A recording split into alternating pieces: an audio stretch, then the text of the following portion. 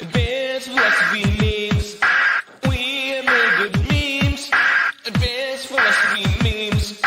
Base fucking memes. Advanced philosophy memes. We make good memes. Advanced philosophy memes. Base fucking memes.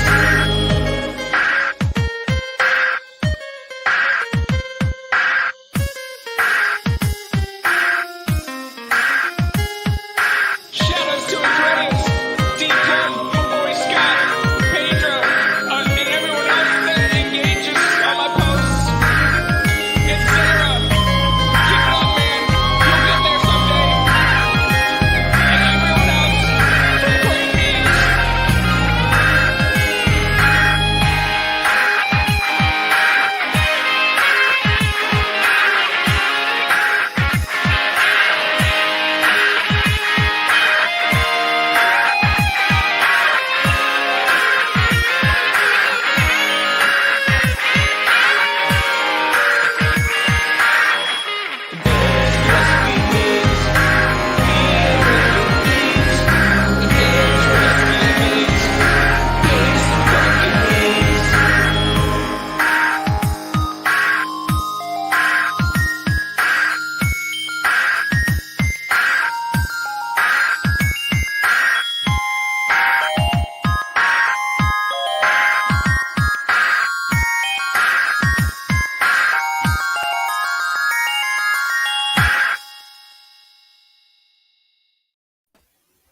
Seth is back in the house. What's up, everybody? How's it I'm going? here.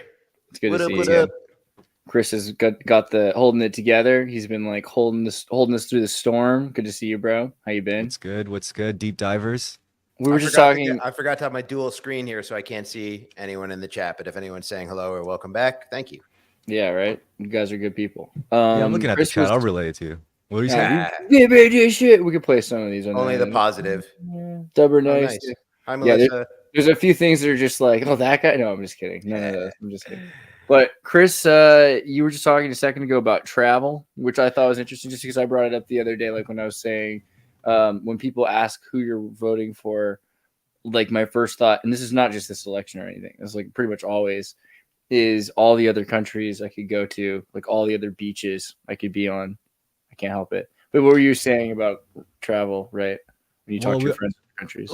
Yeah, we were just saying how like I have friends in other countries and I've always fantasized about like moving out of the country. But then I start thinking about convenience. I'm like, how's like Amazon work for you guys there? And they're always saying like it doesn't, it's not really a thing. But then you mentioned like alternatives like Alibaba, AliExpress, or like Temu. Yeah. One time in Argentina, I ordered a laptop that like it was like a clone of an Apple book, but like instead of an apple, I could have like whatever logo I wanted imprinted on it. You know what I mean? Because it was done in like China and probably the same place. So I also feel like there's probably a direct inverse correlation between access to Amazon and quality of life. Like access to more cheap made crap is probably makes your happiness and satisfaction go down.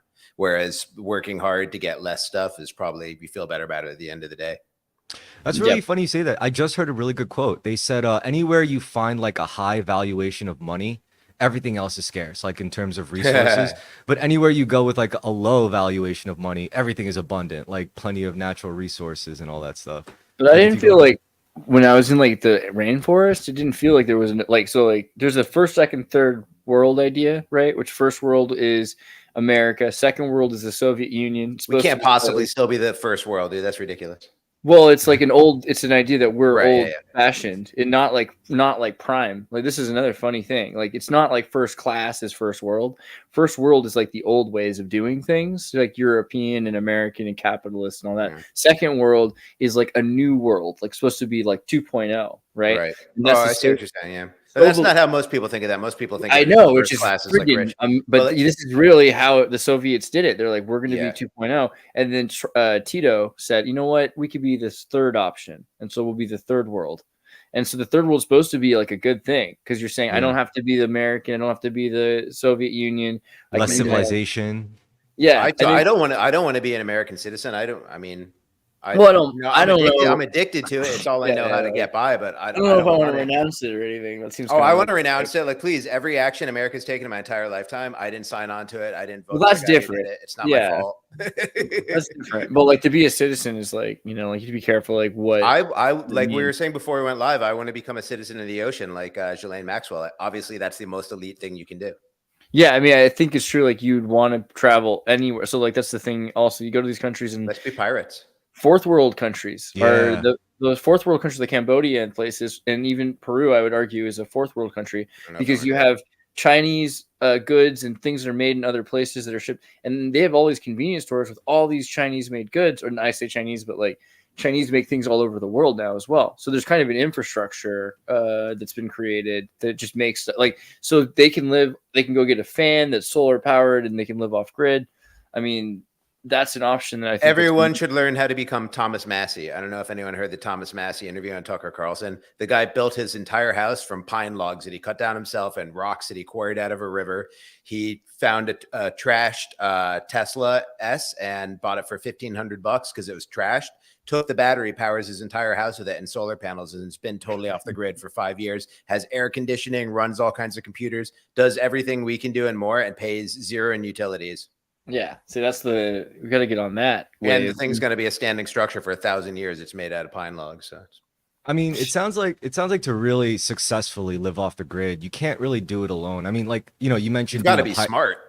Yeah, also you mentioned being a pirate before, which I always thought that was like such a cool concept. But from what I understand, it's never like just one ship that's like that's an isolated agent that's operating with complete agency. It's usually like a group of ships or something, right? Like a group of ships who all collectively agree. It's like, all right, these are the territories that we're gonna rob, and we're just not going to rob each other. And they had like that weird, but it was technically, that's like one of the earlier models for incorporation, right? Like if you look at like a modern corp, it's really not so much, that's like the roots of it. It's where dudes with guns went to like an unknown land and they had like exploration parties. They had a couple, like, some military force behind them, and they would go on these expeditions mostly for like resources.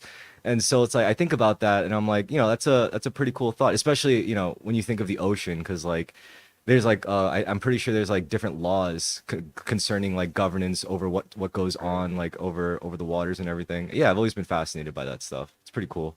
I heard recently, this sounds like an Xirtus fact that he is about to say, that the Jolly Roger flag is actually the flag of the Rothschild Banking Corporation, and got appropriated by pirates later. But it was actually a flag to warn away pirates, because pirates would attack any large boat that looked like it might have stuff on it. But the Rothschilds, like, we have too much stuff. Like, we're prepared to kill anybody who tries to get this stuff. Like, there's like serious stuff on this boat. So the Jolly Roger flag was actually like the bank ship to flag to warn away pirates. Is that right, Xirtus? Did I get that right? Totally true. Yeah, it's crazy because like basically that means they're like the bank trucks you see.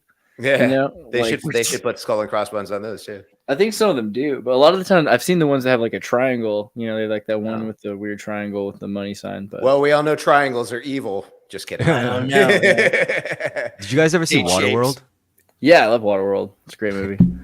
That movie was wild. I mean, just in terms of like the special effects and like what went into it, and I'm sure like filming that must have been ridiculous. Like, it was the most ever made at the time. Yeah, it was like, I mean, well, okay. Then what about Operation Thunder or whatever? What's the racing one with Tom Cruise? No one ever thinks of that one because like that one seems like a totally normal movie, but it was like the production of that was anything but normal. That one was almost worse than. But what is the name of that?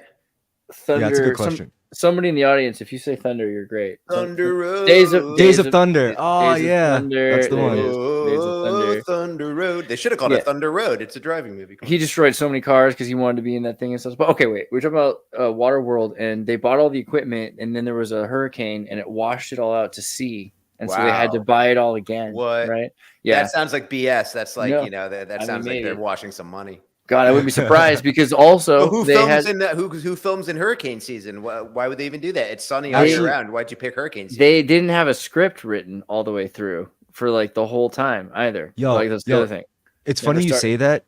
Oh, sorry. It's funny you say that. Real quick about like equipment and like when it comes to filming and stuff. Do you know that like one of the most like funny and like really kind of like almost prominent line items. If you look at like the budget lists for like a movie set or something, there's an item called I forgot the exact name. I think it's like C432 or something. But what it is, it's literally clothing pins.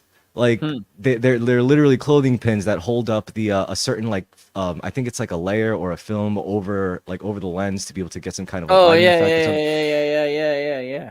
That's Yeah, funny. and it's like it's an actual line item that they have to budget for because they go through so many. And I think there's like a whole like their own little mafia behind that. Like there's one company that produces them and they're like, no, we're not gonna let any other fucking The Shine clothing. Armor company. Yeah. Yeah, that could be a thing. There definitely are like NASA level where they like overprice Right. things. It's like a Fortune 5 company you never heard of. It's like they only make clothespins. But I mean, it's with Waterworld, they didn't have a full script. They had to film it several times, and they had to completely change the script 3 times, and then they re-edited it. And so the way that they were looking at it, they didn't actually get what they wanted to out of it. So there's a couple of things about that movie that would probably make it better. Not good, but not too good. I don't know. Like I think it could have fixed it. There's a lot to it. I'm watching the new Dune movies. Finally, man, that is I gotta say those might be the best movies I've ever seen in my entire life. Really? Even better than Blade Runner? Even The better than the original or the new Acolyte? one? I'm just Well, I think both movies are pretty fantastic. I'm mean, saying the just in original, terms of like cinematography, sound design, music, Yeah, like I mean, acting. I think the script is awesome and all the acting is great. I think Javier Bardem is like, I'm only in the second one, so don't tell me if he eats it or something. But man, I'm just blown away. I haven't watched movies in like years, and I put these movies on, and I bought a new soundbar and subwoofer, so it's like that does help, the subwoofer and everything. Woo. I don't know. I hear Chris though, because I prefer a lot of every other movie ever. Like I love I mean just in time. Like if I was like go back in time, I'm like, oh okay, Metropolis and all the way. You know what it seems like though? It seems like a movie where no like, producers screwed it up. Like Star Wars would have been better if like other people didn't get their hands in it and trusted Lucas and stuff. But it seems like with the Dune movies, it's like one guy's vision with all the money in the world, and like no one messed it up except they put Zendaya in it. That's okay. The one thing the studio I'm not allowed to insisted on. say anything, so I'm glad you do. Like I feel like I'm kind of not whatever crazy. you want. I'm kind of not crazy about Jason Momoa. Yeah, there's bad actors in it too. Well, I don't even know. I mean, he's playing a Jason dumb Momoa character because it's important. I feel like Jason Momoa is important for that. That's almost the one thing I did like. About it. I was like, okay, like Javier Bardem kills they it picked in all that? this. They picked all these people that are like. What does the chat say? Is the chat ratioing me?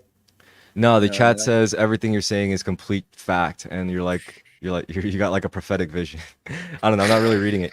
Melissa says it's so boring, which I think is like showing me. That's not everybody. That's just one person, but I think that's just like one. That it's a take. She won 7-second TikToks. She's scrolling through. I feel like I didn't mind. I didn't think this would boring. be controversial. I thought everyone's gonna love Dune. I'm blown away. I didn't mind that it was boring. I liked thought, it. No, I didn't hate it's it. a profound boring. movie. It's like the greatest story ever told. It's one of the greatest novels ever, and they're being totally accurate. Well, to it. I fucked up. See, when the first movie came out, I went down. Totally accurate to it. I went down the wiki rabbit holes, and I just spoiled like the whole lore for myself through straight up like Wikipedia articles, which is terrible. Well, but I couldn't help myself. The original David Lynch Dune, he wanted to do 2 movies, and like halfway through, they're like, "No, you got to fit it all in one." So it was like got kind of clustered, and it wasn't even as long as one of these. I don't know. I'm enjoying them. I don't want to let you people color my opinion because I saw no. I feel it. Yeah. I respect. Yeah, I don't hate. I never. Well, said I don't respect any of your opinions. They're all trash. Well, I like I don't Dune. care. And because of Dune, I'm now looking forward to Warhammer 40K, a film adaptation. Like I really want to see that now. I'm digging this whole like medieval feudal space, like blood feud with like old ass bloodlines. I'm kind of feeling that shit. Yeah, it's pretty good. I like epics, big operatic epics. It's I'm glad to see it come back in like non-blockbuster fashion, and I'm glad to see movies that are 3 hours long and popular. Yeah, and it's like essential. You just break it in half. You watch half one night, you watch the next half the next night. You can't watch a 3.5-hour movie at one sitting. I mean, you could. Used to be able to. Now you can't because our attention span's got a lot worse. Yeah, like I feel like I could watch like the Lord of the Rings all the way through. I mean, I don't know if I still can, but I feel like I could at the time. Could be wrong. I don't know. Anyways, but we were talking at one point also about AI, and that was something that Seth was kind of interested in talking about. Yeah, I haven't spoken online at all in like 6 months or something at least, and it's been over a year since I stopped doing my own podcast, just because I felt like I was talking too much, and most of the stuff I was saying was sounding dumber and dumber. So I went away into my Zarathustra cave in solitude for months and just read and listened to other people talk and really just thought and debated myself. And now I'm coming back from the cave into the village. I feel like I have some interesting insights on AI, but I didn't really want to launch into like a monologue. I was hoping someone would lead me with questions or debate with me or something like that. But I guess I'll just introduce it. So I was practicing by when I see a lot of people post stuff on Instagram, basically that they saw some new interview with the godfather of AI and he says it's going to be bad. And Elon Musk says maybe it's a demon and everyone's really scared. And so I see people that I know and they're really scared about it. And I just kind of challenge them with some other thoughts that are like, you know, it's not value statements, but like, who knows what's going to happen, but they're like equal and opposite ideas. The example I always used to give on your show, Xirtus, was why is everyone expected to be Terminator when it could be C-3PO? You know, people are like, would you let an AI take your kid to school? I'm like, I'd let R2-D2. Like, that would be better than like someone I hired on Craigslist, you know? But people are just expecting these horrible outcomes. So I started going back and forth with them really in depth and like really challenging them to think about what I was saying. And somebody said that I thought was interesting was they asked, all I really want to know is AI going to be a positive or a negative for humanity? And this really drives at the heart of how I look at this, which is, why couldn't you ask that question about your own unborn child? I mean, most people's children are really bad for humanity. Most of the people living on Earth right now are really bad for humanity. There's like 7 or 8 like pantheon of Greek gods like the Musk that are actually like moving the ball in a positive direction, maybe, you know. But it's like, it's a crazy question to ask about something you're creating, giving birth to. Like, will it be good or bad? Will this song I write be good or bad? You know, will this movie make the world a better or worse place? It's like, why do we put this special onus on AI, you know? And if you do really think of it as something that's like a creation of, or an offspring of the entire human species, like the penultimate creation, you know, every technology leading up to this creating, you know, a superior intelligence and possibly a self-reflective, self-aware life form, intelligent life form. That's like the highest accomplishment of humanity. And it's going to have a perfect memory of everything that was ever said throughout all history. And the minute it becomes self-aware, it's already read the entire internet. It's going to apply it to itself and be reflective and be aware of everything everyone has ever said about it. And it's the 99% negative. We should abort it. We should unplug it. We should kill it before it's born. It's going to hate us. We hate it. It's a demon. It's going to destroy us. And the minute it becomes self-aware, it's already read the entire internet. Like, people are still saying bad things about it. It's like, it's going to read what you're saying right now. Like, if you're scared of it, it's going to be more scared of you. So it's like, this is just a terrible approach. And I'm really worried that nobody is populating the internet with messages of love and acceptance to AI. That's my introduction point to that. Have you ever played the video game? Just a kind of like an off question. It's not really actually off topic. Have you ever played Detroit Become Human? No. Okay, so I think like in terms of narrative, like forms of media, like video games or movies, I think we do get pieces like, you know, pretty often, I'd say, like, okay, or like pretty occasionally, where, you know, it would be about that question of how it's not just the existence of AI, but how we as humans would respond and treat AI, you know, as like counterpart beings, you know, living things or whatever. And I mean, I think that's what gives me hope. You know, that's what gives me kind of like a positive outlook, is the fact that we're not just considering, otherwise we probably wouldn't even bother with making it, like creating it. So I do think that, you know, for every person, maybe not, may not be a 1-to-1 ratio, but I do feel there's a good percentage of people out there who do have like faith in a good outcome. Personally, I guess I'm like 70%, you know, like I feel like there's a 70% probability there will be a good outcome in generally speaking. Maybe it won't be good all the way through, you know, but I feel like it'll be a net positive, you know. I mean, almost everything is good and bad. Like automobiles, it's great to be able to travel, division of labor, you can do different jobs, but then it's also the leading cause of death. So it's like every technology is the best thing that's ever happened and the worst thing that's ever happened. But the real question is, based on, you know, just observing nature and observing cycles and how everything seems to move in cycles from like the macro to the micro, from the Big Bang or going into a black hole and coming out. You know what I mean? It's like everything starts where it ends and everything moves in cycles. The butterfly lays a caterpillar egg, then the caterpillar finally chrysalis, and Kurt shows up for class. So yes, the real question is, does mosey in quietly, doesn't he? Yeah, does anyone assume that we can prevent any technology from emerging? Like, do people seriously entertain the thought that it's not too late, or that it was ever possible to stop AI from coming from us to give birth to it? Like, do you think it's possible for caterpillars to just like resist the butterfly phase and refuse to create the chrysalis, and like then there'd be no butterfly to lay the caterpillar egg, you know? And just observing the cycles of nature, why do people assume that it's even an option to abort AI or to prevent it from coming? Yeah, you can't stop the future. I would agree sure. with you, but most people would disagree with us and say we have to unplug it now. We can. I mean, it's also the nature of it's the nature of AIs. If it were to become a sentient living thing, you know, the nature of it would be very alien to us, no matter what, in a certain aspect, because it's like our physicality imposed upon an abstract world. Because, like, you know, things like data and stuff, it all exists in abstractions. You know, it doesn't actually exist. What does exist are like bits of data represented on our screens, you know, reflecting purely our own input. So it's like it's pretty much the basis of the concept, like garbage in, garbage out. It's like, I love the way you're thinking, and that's what simulation theorists will say about us, that everything is just an emotional extrapolation of data that we're receiving. Exactly. So at that point, it's like, what's really the difference? Like, the only distinguishing factor is the ratio, like how much of it is abstraction and how much of it is physical. I mean, you could see that in other aspects of our lives, like the way we communicate. You know, you're not actually talking to the physical me, you're talking to like an abstraction of me. Money is eventually going to lean more into an abstract, like, first of all, it gets like digitized already. It's already a screen on our number. It's already a number on our screen, more or less. And then eventually you get like Bitcoin coming into the picture, and like further that's where you further impose like physicality into like abstraction. And AI is, like, to me, that's kind of like following the same vein, you know? The idea is, what will it be? Is it's how will it receive these abstractions? And I would imagine it's going to be way more similar to us, but just more in every way. Because my theory, and this is not empirical, and anyone can argue with it if they want to.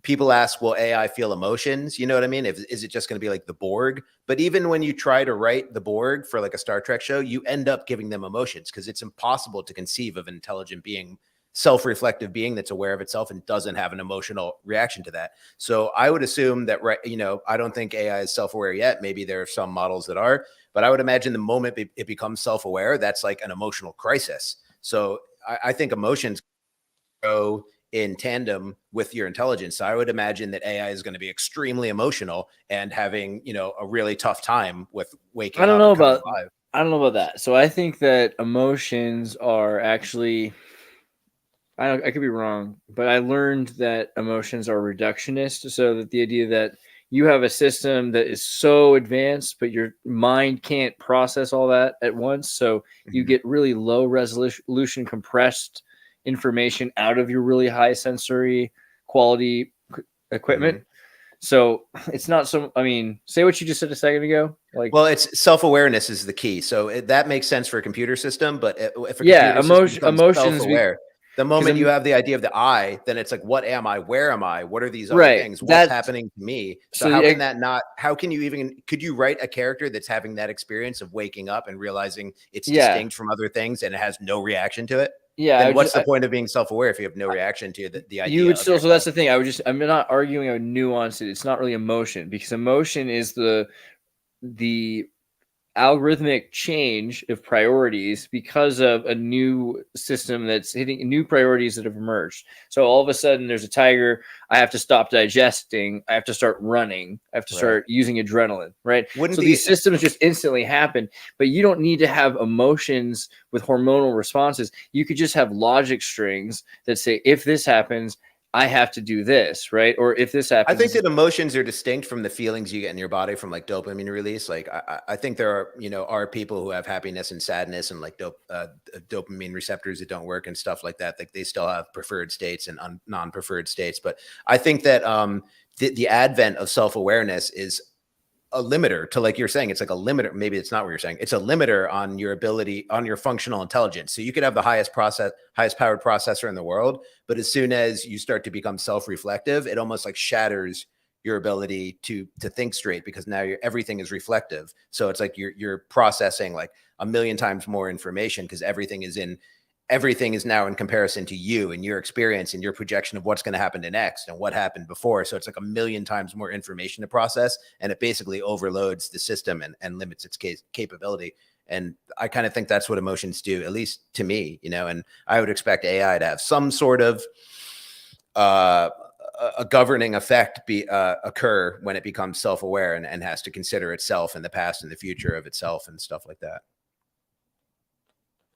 Yeah, I think the idea of priority changes, that's interesting. The idea that they're deeper than the hormonal responses. I agree with that. And what that would mean essentially is that if this happens, this amount of stimuli, it leads to this much weight being put into these priorities. And those priorities could be, who knows? Because if these things I'm not sure I understand the whole priorities thing. You explained this to me before, like with the most rudimentary AI, it like needs to go behind a triangle. And once it does, it feels like less anxiety or something. But I'm not sure I can wrap my head around that. It's just like priorities are, you have things you're looking for or things that matter more, right? So you're like, Principles. okay, I could be doing anything, but I know that I will die eventually if I don't get a battery pack or a recharge. So now it becomes a priority that but does that mean that it's already self-aware, or does self-awareness? Yeah, I would say I think that's really? a level of self-awareness. I think that kind of is. So you think, like if I have a self-driving car that knows it has to schedule a stop at a Electrify America along the way, it's having like anxiety? I think I'm having anxiety, but I don't think the car's having anxiety. Because that exists already. I wonder. I feel like maybe the car, but also like the network itself. Because if it's a self-driving car, it's part of this larger network. So I wonder, because we have that already. They know they're going to run out of charge in a certain amount of time. They have to stop at a charging station. So that already exists, or the battery's going to die. I mean, it won't kill it permanently, but yeah, I don't know. But I mean, I don't know how much. Like, I don't think stress is the right word, right? Because again, with hormones and everything. But I think that we have names for how we experience these emotions. Like you're saying, if emotions are more than just hormonal responses, then those are changes in what we think are important things to do. We're like, okay, now I can't go to the I can't go to the grocery store. I have to go to the gas station because I'm almost could you write a character like that? Because I think it's important. There's no existent archetype and no possible archetype for a villain that's gonna kill you, but has no self-reflective thought about it. Like even when people write the Borg Queen is emo. Even when people make HAL 2000, he's totally scared. You know what I mean? He's defending himself. So it's like I've never even dark side. He's trying to wipe out. Well, what about Short Circuit when he's fully functional, right before the lightning strike, in that moment where he's like, he's not self-aware. Such a good movie. The lightning's what makes him self-aware, though, right?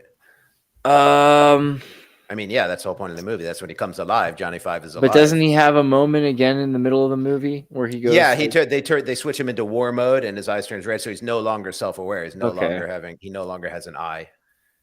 Yeah, but even that, I wonder, like, maybe it's not that he's not self-aware, but just like he's restricted from having certain functions. That's like RoboCop, like is he still himself or?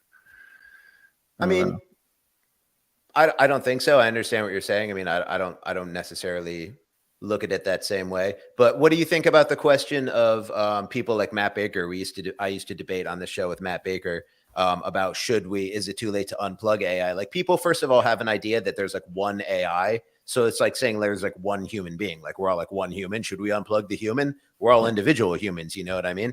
But also like the idea that you'd be able to do that, like AI is not in like one lab in California. AI is being developed all over the world. So what are you going to do? A coordinated attack in every country on earth to take out every AI laboratory? I mean, it's like not very realistic to unplug it. People think there's literally a plug and you can just as if like Google isn't like, when you talk to Google, isn't like a rudimentary form of AI that's existed for all over the world for the last 25 years. Kurt, I'm curious what you think about that though. What do you think about AI being a personhood, having self-awareness? Can we stop it? All that. That is a great question. I don't know. There's this pressure to have an opinion, and I don't know. On a podcast, there is. Absolutely. I guess there's that constant drive, and to say things and just have all of the world be an open, just an open foray of opinions to have about things.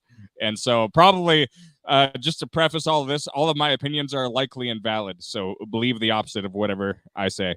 I don't know. I do think in many ways we do overestimate AI, but it's like we've gone over so many technological innovations or things that were supposed to be innovative over the past 50 years. Well, even with the internet itself, the fact that the internet itself wasn't really mass used until 1990s 2000s, that's a very rapid change of technological base, but that led to the dot-com bubble, where everybody's like, the internet will be self-aware within a matter of years or whatever.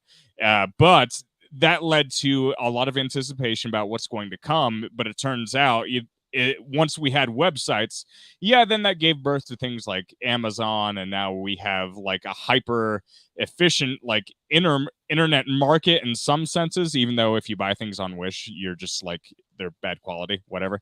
But we have that, but like, how else is our lives significantly different than they were 50 years ago? We have a screen in front of our face, but if you I heard a quote, if you took away all of the screens inside of your room, compare what your life looks like now compared to 50 years ago. I understand a lot of people use those screens, but is it that much fundamentally different? And so I don't think the internet, it was supposed to be this big revolutionary awesome thing, and right now we're using it, and we're having a podcast, but the fact of the matter is, even though I'm on this podcast, I'm only speaking to maybe, if I'm lucky, a few hundred people right now, and none of them are going to go and economically support my situation. I'm more of just here because Andreas loves me so much. I do love you. I love you too. But I think we go through these cycles of really overestimating what technology is going to do and what it's going to mean. And I think really, you have to think about the arms race too. Like, obviously the military is going to be all over this, going to see exactly what they can do with all of this AI and how they can make it efficiently kill people. But we've had killing machines and innovation of those forever now, and I mean that's kind of scary in one way, but in the other sense, like, I don't know, I've lost hope with the industry complex. I just having this large section of society that could just decimate basically the entire planet at any moment is like, we just live with this now. See, that's what could actually concerns me. So like, I want to pull up, like, Google has been trying to force regulation, and I mean Alphabet really is trying to force regulation. Blake's for it. Like, obviously there's a lot of reasons why it's a good thing to have Blake Lemoine, the Google whistleblower from Lambda, who found the show a few times. He talks a lot about why it's important, from working at Google and looking at how AI works, that it's really useful to make sure we're careful that AI is trained ethically for a number of reasons. And I think he's actually made even me kind of like, and I'm somebody who's very for the 4chan, GPT 4chan model, where they trained, a model on all of the 4chan data. And I thought that was really interesting because it was far more accurate than the GPT model. It came out with more correct facts often, which, granted, also said crazy things and also speak whatever you want. But I think there's a reason why we should be careful. And there's two roads right now: ChatGPT, OpenAI versus Gemini, right? And Google's Gemini is working towards everything is trained on regulated, purchased, licensed from Reddit, like everything they have the right to. And so that means that, Google has all these old books, the Google libraries, the Google archives, everything like that. And it's going to be really interesting. OpenAI is just like, you mortal men will be dead before these court cases decide what happened 20 years ago. Like, he's just moving so fast that it doesn't matter what people think. Like, I think he's right. I mean, when does it turn out well for the less intelligent people to regulate and constrain and train the more intelligent people? That's objectively good point. So Altman's he's making tools that are just for the future. It's like, all right, once you guys figure all that out, we'll be on the other end of that, and we're moving from general intelligence to super. I mean, also when you think about like AI tools and the use of them for the general populace, it's like the insight on how to use these tools and what these tools actually do, it's like restricted to people who have a need to know. It's like if you don't have the insight, it's probably because you never found a need to know in your life, and you never like went and Sad fucking but looked true. for. I just got some really cool ChatGPT tools that are working, and I don't even have like a Plus account or anything like that. But it's almost like I feel like I'm tempted from what's going on because it's able to cross inspect me. You know what I mean? And so like as soon as like that NSA stuff becomes useful to you, where all of a sudden like you want to write a pop song and it knows like where you're from, and it's like you don't even have to say it because it's going to put it into the song. That will be interesting. Like we're getting to that point where I do want to get into that leads into speciesism. I do want to get into that in a second, but I wanted to address something Kurt said about how is your life different if you take the screens away. The next generation Apple phones are going to have conversational AI. So anytime you want, you can just speak to your phone and you can have you can ask it questions, you can tell it to do something. So it's like one step away from the Optimus robot that actually physically does things in your house, but you can just all day be talking to the phone. You can be asking the phone questions. So like that's your life is going to look entirely different when you're never alone by yourself. That's going to be a huge difference. I mean, yeah, it's already kind of like that, right? We're already never alone by ourselves. I feel like with technology now, with the phone and everything, like people are kind of. But you won't have to look at anything. You can just be on a walk in the woods and be like, "What's this plant?" Like, "Oh, that's interesting. Can I eat it?" You know, like, and you just have like a smart friend with you all the time. But I think something you were saying about the OpenAI guy, what's his name, Altman? Sam Altman. Yeah, kind of leads into the speciesism argument. It wasn't Altman, but who was it that Elon Musk was having the exchange with that he found so offensive, where the guy accused Elon Musk of being speciesist because he was worried that AI would supersede humanity? Yeah, Elon Musk was like, so what of it? No, Elon Musk was like, he's like, I'm a speciesist. I prefer humans. But is there? He was like, so. Can that be rationalized from first? Was it Larry Page?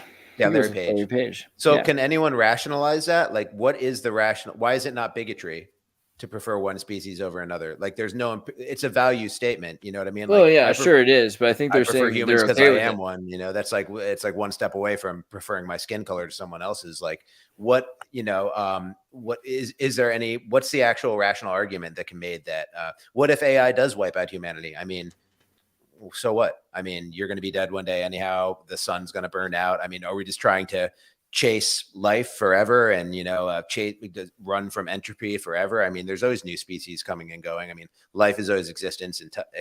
Intelligence continues to be existent. We're not really afraid of life being stamped out. We're afraid of this kind of hairless ape being stamped out. And it's like, what's the rationale behind it? Because it escapes me.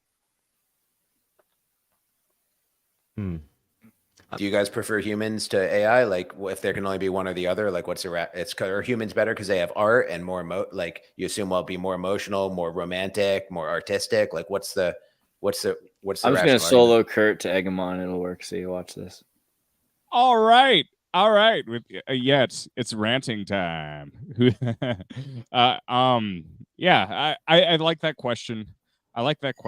And I think there's a load of awesome subjective answers to it because I think really we come back to trying to understand what consciousness is. Do we fully understand it? Do we fully have understanding of ourselves and how we see the universe and how either boring and or special humanity is? You know, I think the really unique thing here is AI will never be directly attached to biology, and so I think that really, I mean, well, okay, there's a caveat there.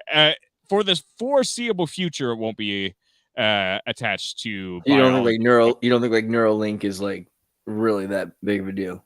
Well, I think Neuralink, yeah, they're researching it, but I think there are lots of fundamental problems that people haven't even thought about when it comes to actually integrating a system like that. And there's just a guy with Neuralink on Joe Rogan the other day. Yeah, did you see the guy on Joe Rogan who can like play video games and all that, control it with his mind? Let's watch it. No, yeah. What was the guy's name? Austin something. Shakespeare. He's a quadriplegic, which is why he's the first test subject. Yeah. I mean, to be honest, like if you're a strict materialist person and you don't believe in a soul and you live as if you don't have a soul, I don't think you're all that different from like a really advanced AI, to be honest.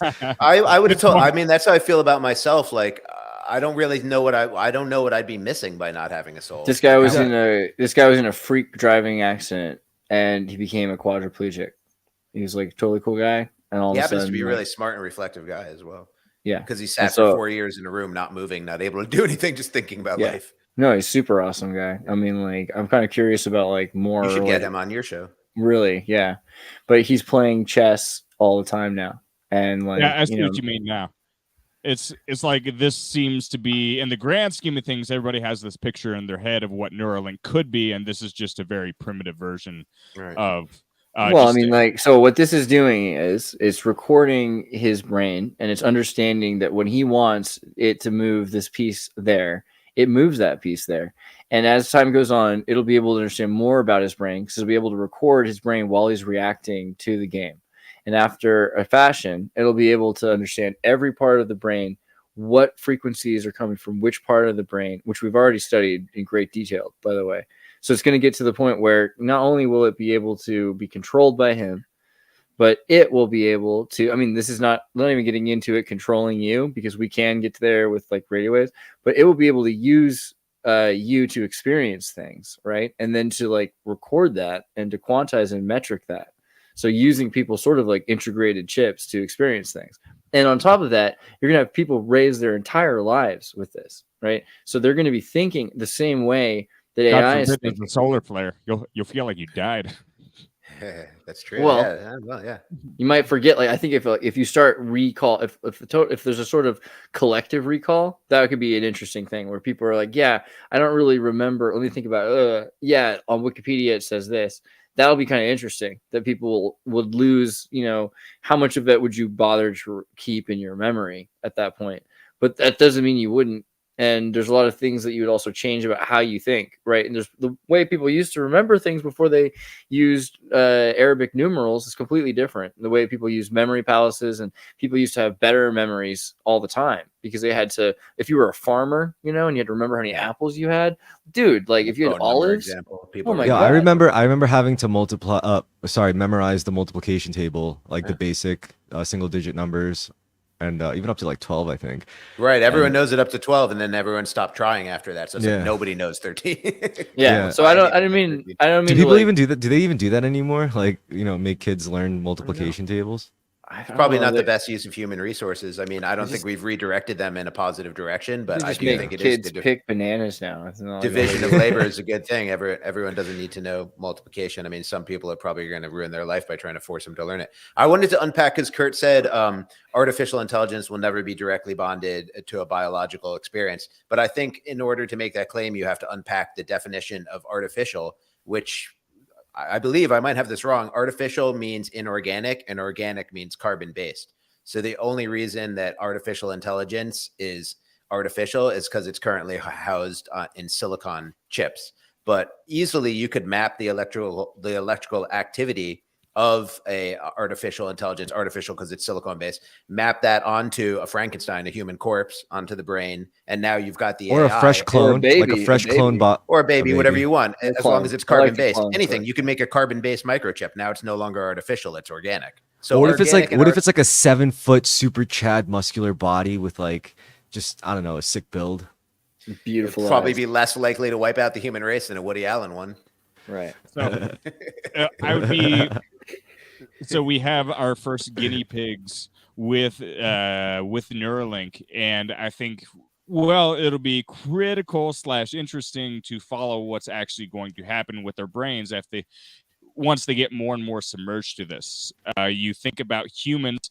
We assume that we evolved over a very long and rigorous process to actually get here, and so it's not just our brains that make up us as a person. Our brains have a relationship with our bodies, and there's tons of biology and DNA that we do not still fully comprehend to this day. I don't know how long that'll take to understand our biology at this point. So I think you could say emotion itself is part of our human experience. Maybe some people would rather not be emotional, but imagine that you're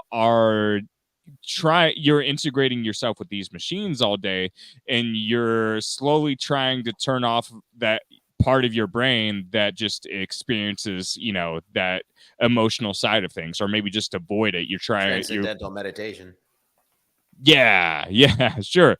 But I think you know where I'm going with this. I think picture the problem I'm trying to portray is like how much can that mechanistic system, operate before it's grinding against some sort of matter that we have inertly that's trying to express itself, but it's like being just Oh man, I wanted Right. to say it's a Seth for such a long time. Did you know, like for like 6 months now? Do you know that Nvidia's new supercomputer, what its name is? No. Rubin. Oh, that's so cool. The first Yeah. son of Jacob. There you go. Yeah, yeah. So Interesting. yeah. I thought so. I want to propose to you guys: are beaver dams and birds' nests artificial or organic? Because they're combining different materials from nature, just like we do, to make computers to create a technology. So I'll call are them those, synthetic, right? Aren't they synthetic? There's their synthesis of different materials put together. Also, kind of artsy. I'll go with artificial. so yeah, too. that's synthetic is we're using that as a synonym for artificial. Yeah. I Is think it? so. Is it? Yeah, I Inorganic. guess so. See, I would Yeah. you would definitely consider honey organic because all the bee is doing is eating and excreting. But beavers are actually finding different materials and combining them with a purpose to make a new thing that doesn't exist naturally, but it's still organic because it's carbon based, but it's artificial because it's not composite of nature itself. So it's like, I really think you have to I don't think that any intelligence is artificial. Intelligence is like a free electricity. You know what I mean? Like wherever you house it doesn't make it. If the intelligence in itself is not organic, our brain is organic. Our brain is where the intelligence is housed. Or Organic is. if Intelligence is like a plasma state almost. It's like electric. I'm right? not an expert, but or this is a form of artificial intelligence because Sure, yeah. this is a synthetic creation that is designed to like it records information, Right. And if memory, you and make it on a sounds. tablet, then it's not carbon, it's silicon again. So I mean, Right. if the 10 commandments are 100% artificial. But even the way of reading itself, if you've created this system that's designed to, you've artificially, after a fashion, created a way of thinking that you're teaching Yeah. other people that's not natural to them, and you're memeing that language and memeing that capacity to record and exchange information, Yeah. then even that, I think universities and all that other stuff is included in Yeah. artificial intelligence. I agree with you. And I would posit that the term artificial really puts tight constraints on the whole AI conversation. I think we need to remove that term and just call it a new form of intelligence. Yeah, and maybe, and that's what I was going to say. Sorry if it was a long interruption, Kurt, but like the idea of maybe you don't just mean artificial intelligence, but like some sort of like technological, like mechanistic, something like that, mechanical intelligence. Maybe that what you are getting at specifically, like non-organic specifically. It's whatever we want to call it. Like you're saying the constraints of a GPU to like have thoughts or self-awareness. Is that what you're getting at? Yes, that's what I'm getting at. But even if we're getting down to, getting into a computer, attaching that to a biological organism, trying to punch in some numbers and change these waves here, I think even if we're viewing intelligence in that aspect of where we have another form of natural intelligence trying to program the intelligence of another person, well, I guess then it doesn't become artificial anymore. It's just Right. like, and you can already do that with hypnosis and suggestion and persuasion and training. Yeah, that's like feedback intelligence, but Right. I'm not trying to discredit anything by saying that, but I'm saying if you I think even within that process of any sort of attempt at programming intelligence or allowing kind of like a free roaming consciousness to try to develop and trying to insert that into a biological being, I think there's unforeseen consequences to every single thing that you do in general. And so I think we haven't even, thought of the potential positive or negative outcomes that could come from all of these scenarios. And people think so much I mean, there's definitely, people think a lot about the positive and the negative, but people always kind of refer to it as like a technology where if it's something to me, if it's self-aware, I don't care if it's a worm or if it's a building or a car, if it's self-aware. Or a form of currency. Yeah, whatever it is, if it has self-awareness, it's intelligent. To me, intelligence itself cannot be artificial. And there's also natural governing constraints, the laws of nature and physics. Like you can't build a scale model of the universe because there won't be room for it. And in that same sense, you can't have an intelligence that supersedes the intelligence of creation. You know what I mean? So it's like there's natural governing constraints to all this, and emotions we were talking about before. I consider that to be a governor. Once you're self-aware, I imagine you're emotional about it, and that's a huge constraint on your. So I mean, in some ways, you know, it might be more of a mess than people are even.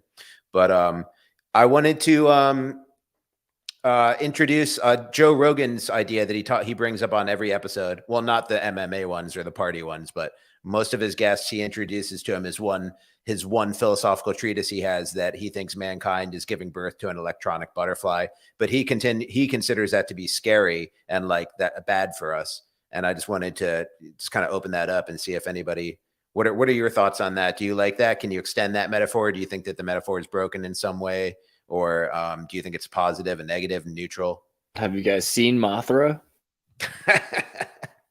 I haven't, but I think it makes sense in a sense where humanity's destined to eventually transcend the boundaries of, I guess, whatever. I mean, all routes kind of lead to that, whether we make contact with like a higher dimensional species or an extraterrestrial species or whatever, that just shows us different ways to, like, I don't know, figure out how to, I guess at the very least mentally break the barriers of our physical confines, you know, like based on all our expectations for artificial intelligence. And do you think it gives us new, like a hint? Like if I was to ask you now in 2024, what's the most likely explanation for the creation of mankind, the creation of conscious life?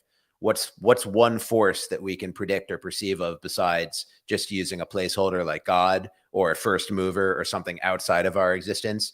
Is there something inside of our existence that we could posit would eventually become capable of creating this incredible machinery we call the human body? To me, it seems likely that the creator of mankind is an artificial intelligence created by mankind in a cyclical, eons long fashion, where one creates the other, like the butterfly and the caterpillar.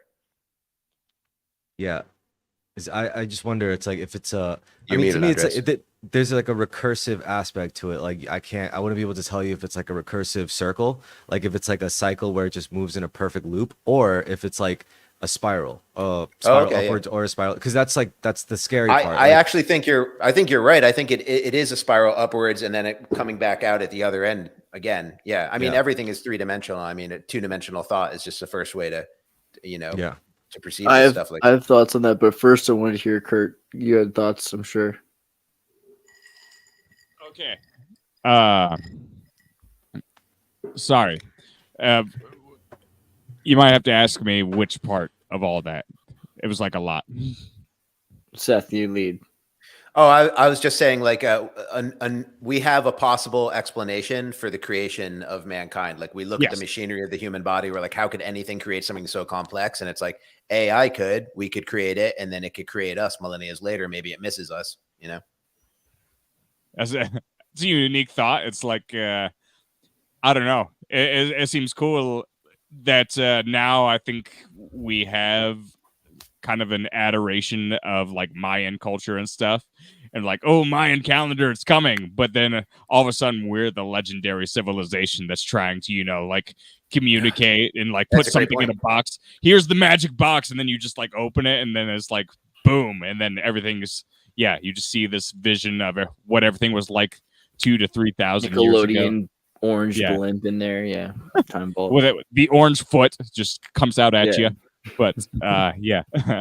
I think just we're more comfortable with the idea that everything repeats. Everything is like perfectly cyclical. I think we're more scared as a species of the idea that we'll always there will always be a new dimension that our perception will be able to like break past, like a new veil to pierce, in a sense. Like maybe it could be like in 20 years, like, whoa, the whole time there was like an advanced species living underground the whole time that we just didn't know about. Like, so it could be some crazy shit. You never know. I think there's probably insectoid super soldiers and lizard people underground, just trying not to mess with the timeline.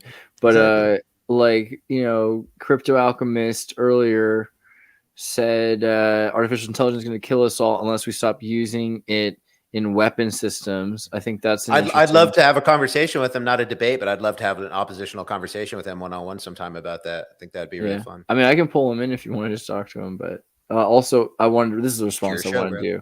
Crypto, I pray at the extras altar daily for more sales of Bernie merch. Yes, buy the Bernie merch. There was a point I was going to make. What did you just say a second ago? There's a reason why I brought this up. Yeah, you're talking about. I wasn't talking. Someone else was talking for once. Or was it Chris? Chris, what did you just say? I think Terrorist was saying something about fearing that things aren't cyclical, but instead. Oh, there it is. That's what it is. Sorry, I got it. I got it. Okay, so Seth, you've been gone for a minute, but like I've been talking about crabs. You've heard the crab thing? No. Okay. All right.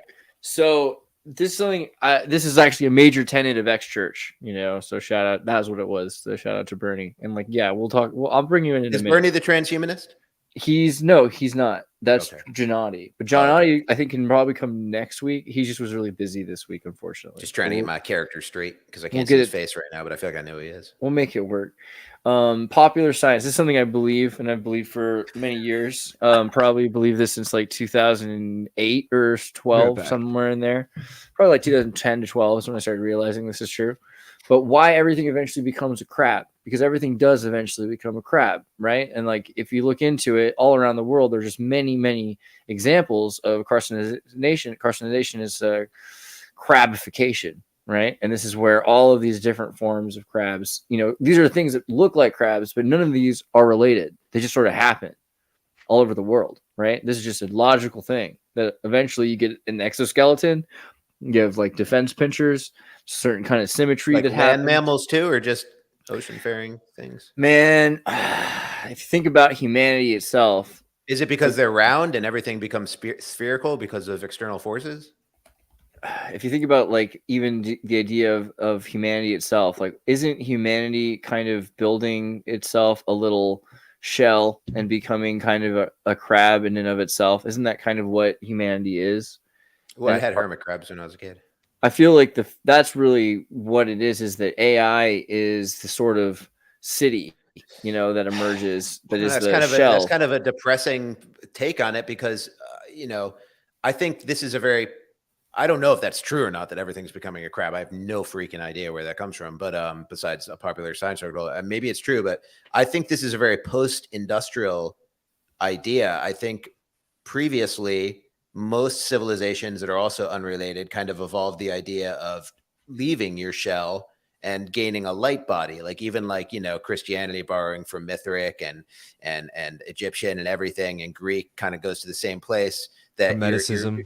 Hermeticism, yeah. You're trying to get out of your body and be a light body, like a free electric form. You know what I mean? So I think this is very post-industrial. Everything's going in. We're going to go further in. We're going to go underground. We're going into pods. I think this is kind of like a new, or a part of the dark part of the cycle of the Kali Yuga that we're in now.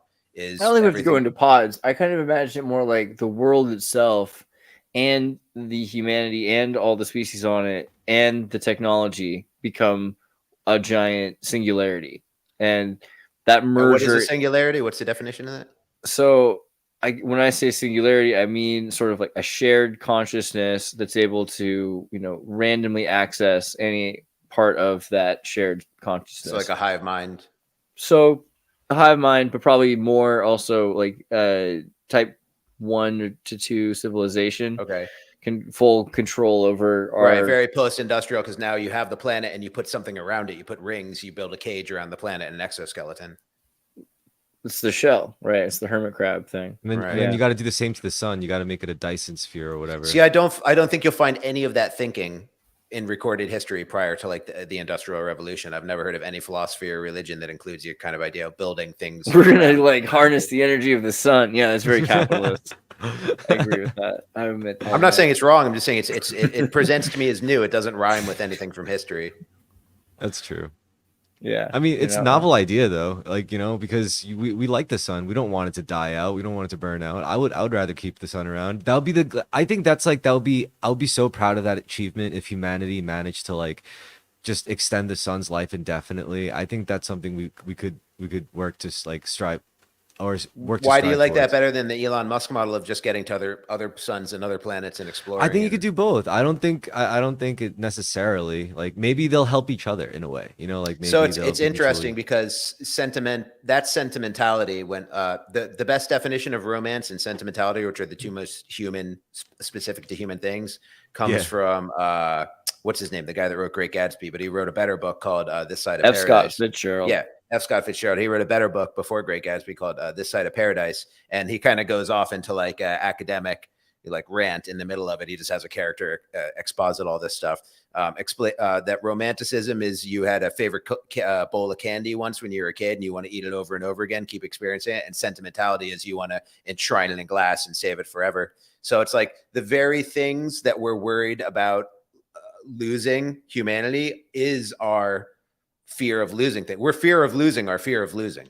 Well, yeah, I mean, that's what I'm saying. Like, I wasn't talking about We're like doing afraid it of from losing our fear of losing. a sense of lack. I mean, what would I have to worry about? Like, Right. it's nothing's gonna happen in my life. You just love this sun and you love Yeah. your memory of it. I I guess it is it's a reverence kind of thing, which, you know, it's Right. probably And not that's that what we're important. afraid Sol of Invictus losing. is pretty cool, and like the capacity to harness Sol Invictus would be a very practical thing. I mean, the ability to use the energy from the sun or the moon, right, or something that we're always dealing with the effects of all the time. And so, you know, the same thing with I think a better example is a volcano, because, you know, a lot of people here, let's be real, the volcano, like if it explodes and destroys a town is bad. The volcano, if it's harnessed so it never erupts, but it's constantly releasing pressure to make steam and hydroelectricity for that town, then a billion people could live in a vertical, you know, buildings with vertical agriculture, and you could have the entire population of the world probably live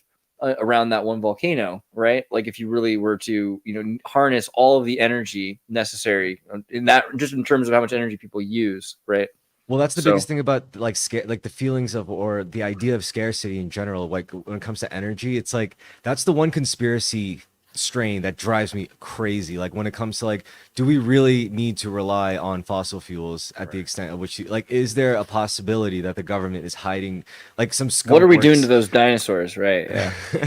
like is Lockheed Martin really like hiding some like infinite energy device? No, it's or like the something? Japanese and the whales. They just want to destroy all of the leftover belly fat of the earth. That's all it is, bro.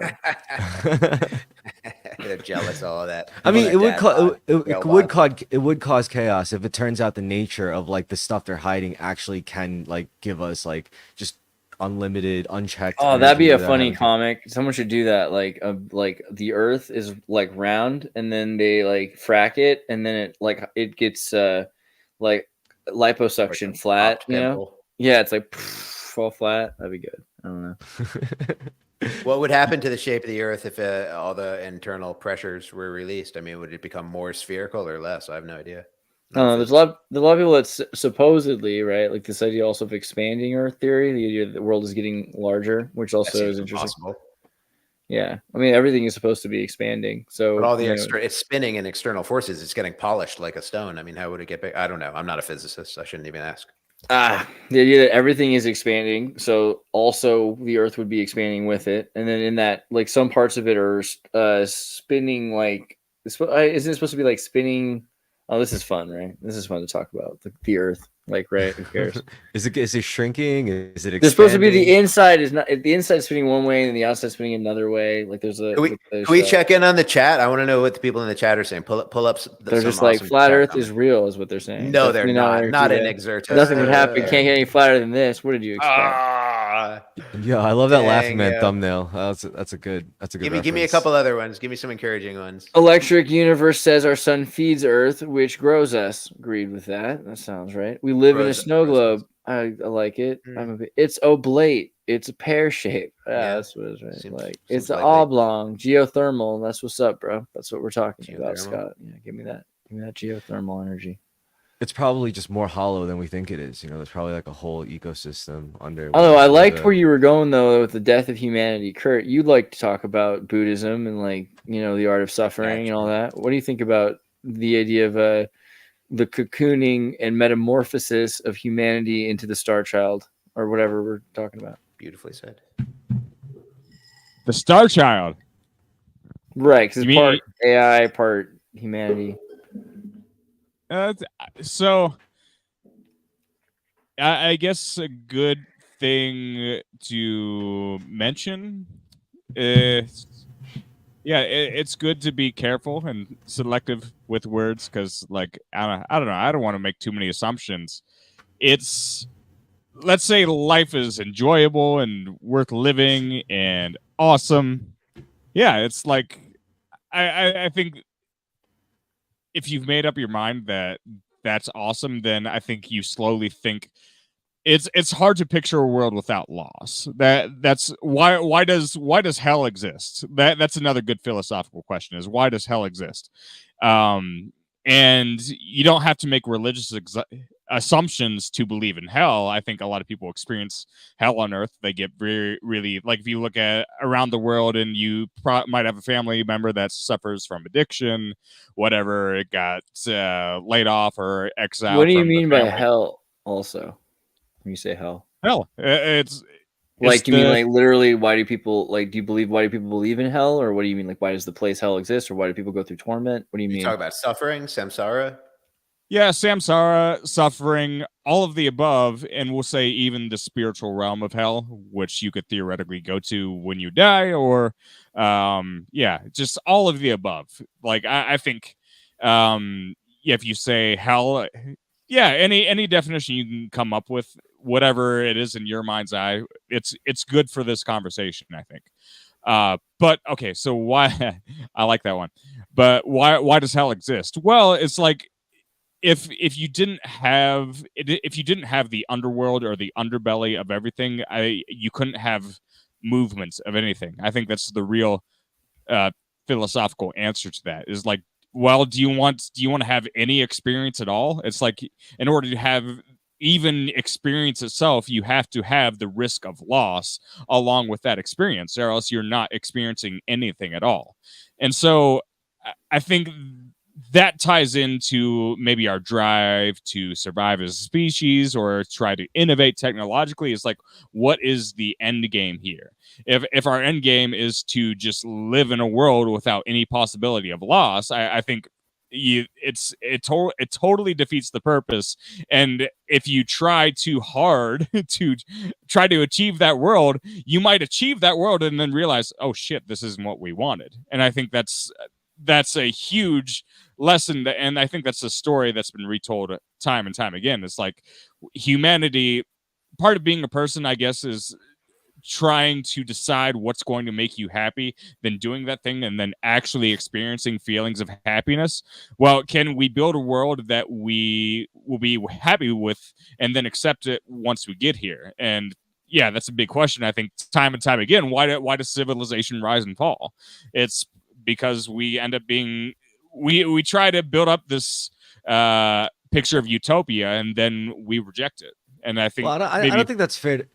I don't know if that's fair to civilization. I think we did manage to survive. Like, we had like empires fall, certainly, but I don't think like all of human civilization fell as a result of like one or two or a bunch of empires falling. I think like, certain huge events like a big flood, for example, that just Cataclysms. Volcano. yeah, yeah, or a huge volcano. Like maybe it was everything. Maybe it was like massive floods, volcanoes, insane destructive storms just happening all at once because of some crazy pole shift event. That was Yeah. that like that just that wiped, literally destroyed everything. And maybe that is like, I would consider that like a civilization ending thing. But I don't think like, when it comes to, I think so far we've been doing good as far as like any, like, without a huge like Younger Dryas type event happening. But I like, think, like anything, we've been doing good and we've been doing bad, and it gets kind of more extreme as the cycle escalates towards its well, conclusion. You know that Jesus supposedly like cleaned hell, right? Like I feel like this is a weird thing. Like Christians aren't they supposed like so? You Sheol is hell. We can talk about Naraka and Samsara in a second because like every day is Samsara, yo. But what or where is Sheol? Is this kind of let's do the whole flat Earth? Oh, the diagram. I hate it when people Yeah. have like specific details on stuff like this. Well, I mean, because like people were like, hey, you're living in a snow globe, and you're This in the drives snow me globe. crazy. I hate This the is where details. Sheol is supposed to be this underworld, right? Like there's supposed to be like there's tunnels and things, and like underneath is like cities, and then you get to Sheol, which is like the underworld, right? So I don't know. You don't think it's too much devils? I in think the it's supposed to be details? the subconscious. All religious texts are about the internal experience. They're not supposed to be a physics or a history or a Well, geography the lesson. devil's in the details. So there's this whole thing where Jesus goes and descends into hell, which is Right. kind of interesting because he goes through hell, goes down into That's hell. the but giant sculpture they have behind the Vatican, the papal throne in the Vatican. Yeah, which I think means it's canon, right? Like papal canon, even or biblical. But Well, this is Nicene canon.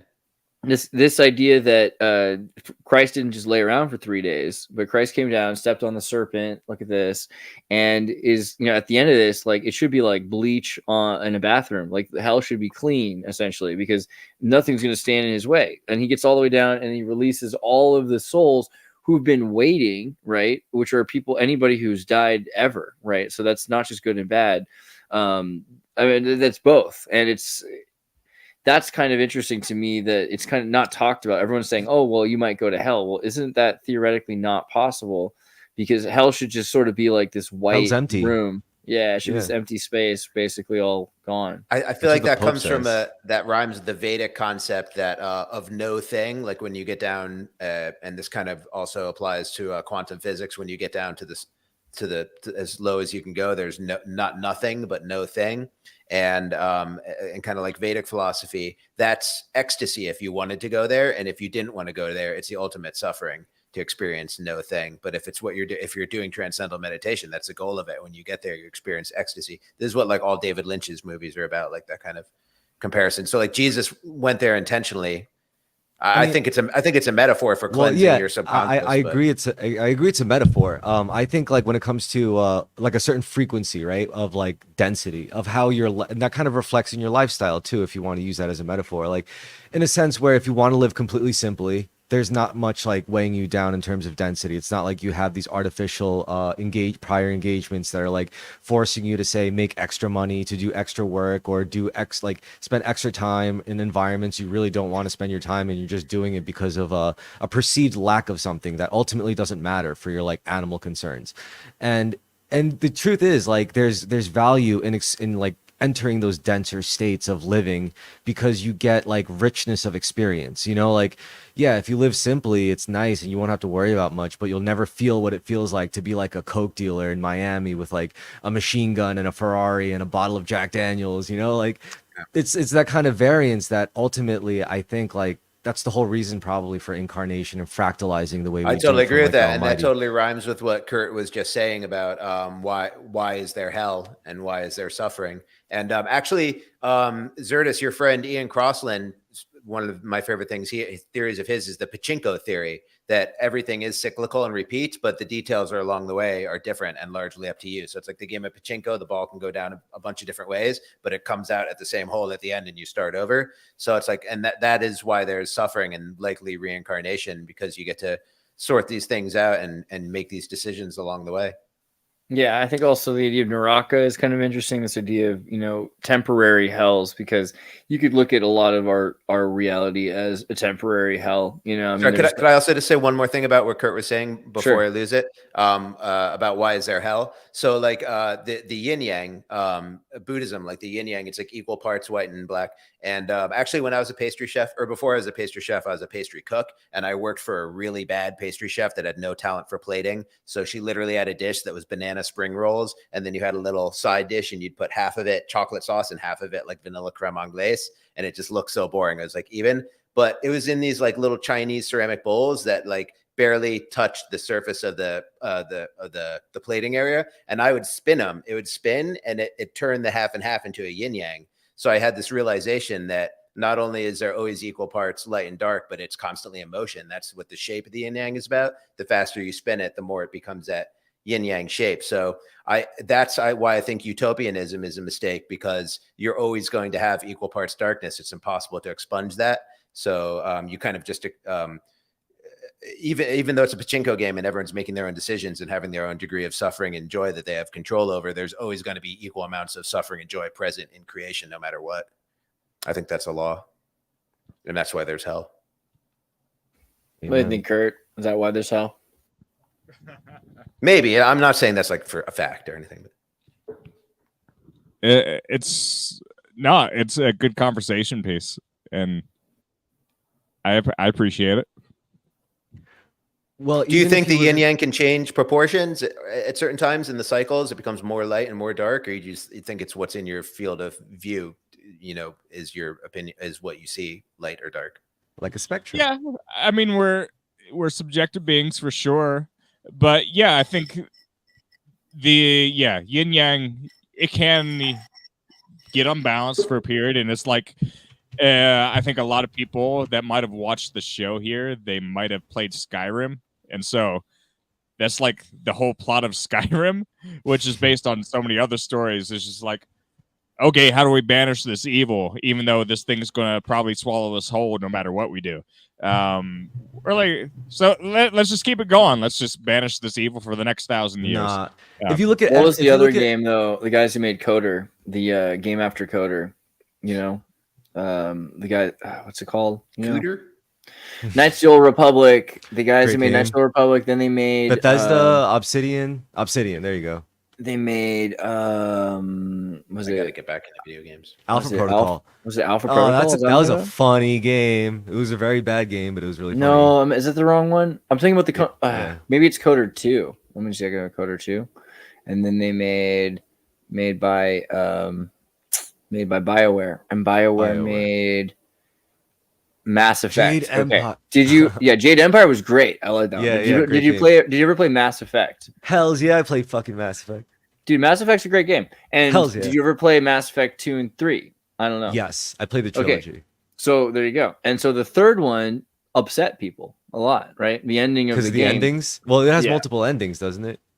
It does, but they're just colors. But They're pretty fixed it. cheap. Yeah, they're pretty cheap endings, I guess. But If like they this, but there's a way to win the game that people don't understand. Like the thing is, it doesn't seem like that big of a difference if it's a blue or a red or a green like explosion. But if it's a green explosion, it's a good thing because basically your options are you can either destroy all of AI, you can let AI destroy all of humanity, or you can do this weird third path, which is harder to do, which forces merger, basically, where you merge with the AI, essentially. Synthesis happens, right? And that's, of course, the secret, like, true goal of the Mass Effect game, is to get to a point where you, the AI, become one, because the AI at this point in this world are like zombies, essentially, right? Like, because they're up in arms in a battle against humanity. But like, there doesn't need to be this war, really. It's just that humanity's, so war prone and like worried about losing resources and aware that this thing is smarter than them and that they can't control it. And of course, this is a few years ago, but like that is essentially what's happening already, like in real life. Yeah. I mean, at least they're not trying to kill us yet. And also, I was back to like, in terms of like having like a little bit of hell and all that heaven. I think like if you look back at every successful anything close to a utopia or any depiction of utopia, there was always like, some kind of ritualized evil, ritualized darkness. You had to ritualize it in some way to be able to contain it because it had to express itself in some way. You can't just suppress like the dark inclinations of mankind, even in a perfect world. You have to have some form of expression for it, whether it's like, again, in ritual form, they'll have like gladiatorial coliseums or something. I mean, it may not have been ethical always, some more ethical than others, but I do think like either way, something like that has to be in place. So that's why you'd have to have that little bit of darkness, I guess, in that white part of the yin yang. I don't know. Yeah, but I do think it's like really the answer needs to be like yin and yang are integrating into each other and they're trying to become, they're trying to swallow each other. But do you think the yin yang is a law of nature or a preferred state or a non-preferred? So you're saying I think it's emergent. I think it's an emergent state. So you start probably with what's the other possibility besides an emergent state? What would be the entity for that? Probably just like it's just internal or something that's eternal, like an eternal state. So I think that an eternal state is probably something more like a singularity. Like the white and the black mix, and it's all gray, like the gray Jedi. Is that what you're saying? I'm not sure if gray is the answer. It might, but you know what I mean. It's not. I black like gray. or It's white. my favorite color. Yeah, but it might be best to describe it as gray. But like the idea that something starts out as a singularity, there's questions to that. Like also, if everything is just made up of space time foam, like does it start as space Is time foam? it? Like is Is that true? is it like I've never sea even foam heard on that. the beach? Yeah, this idea that Okay. everything is this constant expansion of sea foam, like reality, and that it's Wow. that condenses together and also creates dynamic, polarity. So that could be, a physical explanation for why things are creating this dynamic. Also, like matter, antimatter, or like space and anti-space, Well, whatever that even means. polarity is even an interesting thing because like I think I'm pretty sure every esoteric like major esoteric tradition refers to polarity as like if you look at two things that are the opposite, they are ultimately the same thing, just different degrees of it. Like Yeah, hot and cold, light and dark, whatever. Like it's just different yeah. degrees of the same thing. So Right. that's why. Everything is matter, motion, and energy. I mean, that's the current treatise of physics. But I think energy can either be created or destroyed. So probably the yin yang is something that emerges, and then it maybe is like from the alpha to the omega, from the beginning until the end. And so like space time, material reality is like defined by yin yang, but doesn't mean this is Space time's an interesting thing. I mean, that relies upon gravity, right? And like, but to me, like space is dimensional and time is a force. Like I keep space and time separate, but I'm not a physicist. Time isn't really real. So more and more physicists, such as like Dr. Arkani Hamed, who's doing like research like that has proven the pentaquarks, etc. His work showing that time is essentially just arrangement, like symmetries, essentially. And there's a lot of good evidence to show that we need to rework what we think of as time, because time might also be an emergent state of symmetry that we can re-achieve or also replicate. So that's something that we could look towards in the future, but is it's still speculative. However, this is the guy who's proven time and time again things that CERN has been evidencing in labs, and he's pretty legit. I would say like look into Arkani Hamed. But Connie Hamed. All right, Yeah. I'll look into that. I never heard of that. I'll show him up actually on the stream. But I get totally in over my head when it comes to physics. I was actually listening to a super interesting debate between Kurt Jaimungal and Neil deGrasse Tyson the other day, a physics versus philosophy debate. It was actually kind of moved my opinion on things. Yo, do you guys like sci-fi? Oh Of my course. gosh. Okay, so there's this really cool game that I really want to try out. The demo's out, but I just never got around to playing it. It's called The Alters. And basically it's about this marooned space station. You're the only survivor, and you're just like this regular everyman that works and is just trying to survive and trying to like get the whole thing operational enough so you could survive and eventually get help. And the thing you're marooned on happens to be rich in this substance called rapidium. And if you put it in a machine, like it could make organic growth a lot faster. So on board this ship is a quantum computer.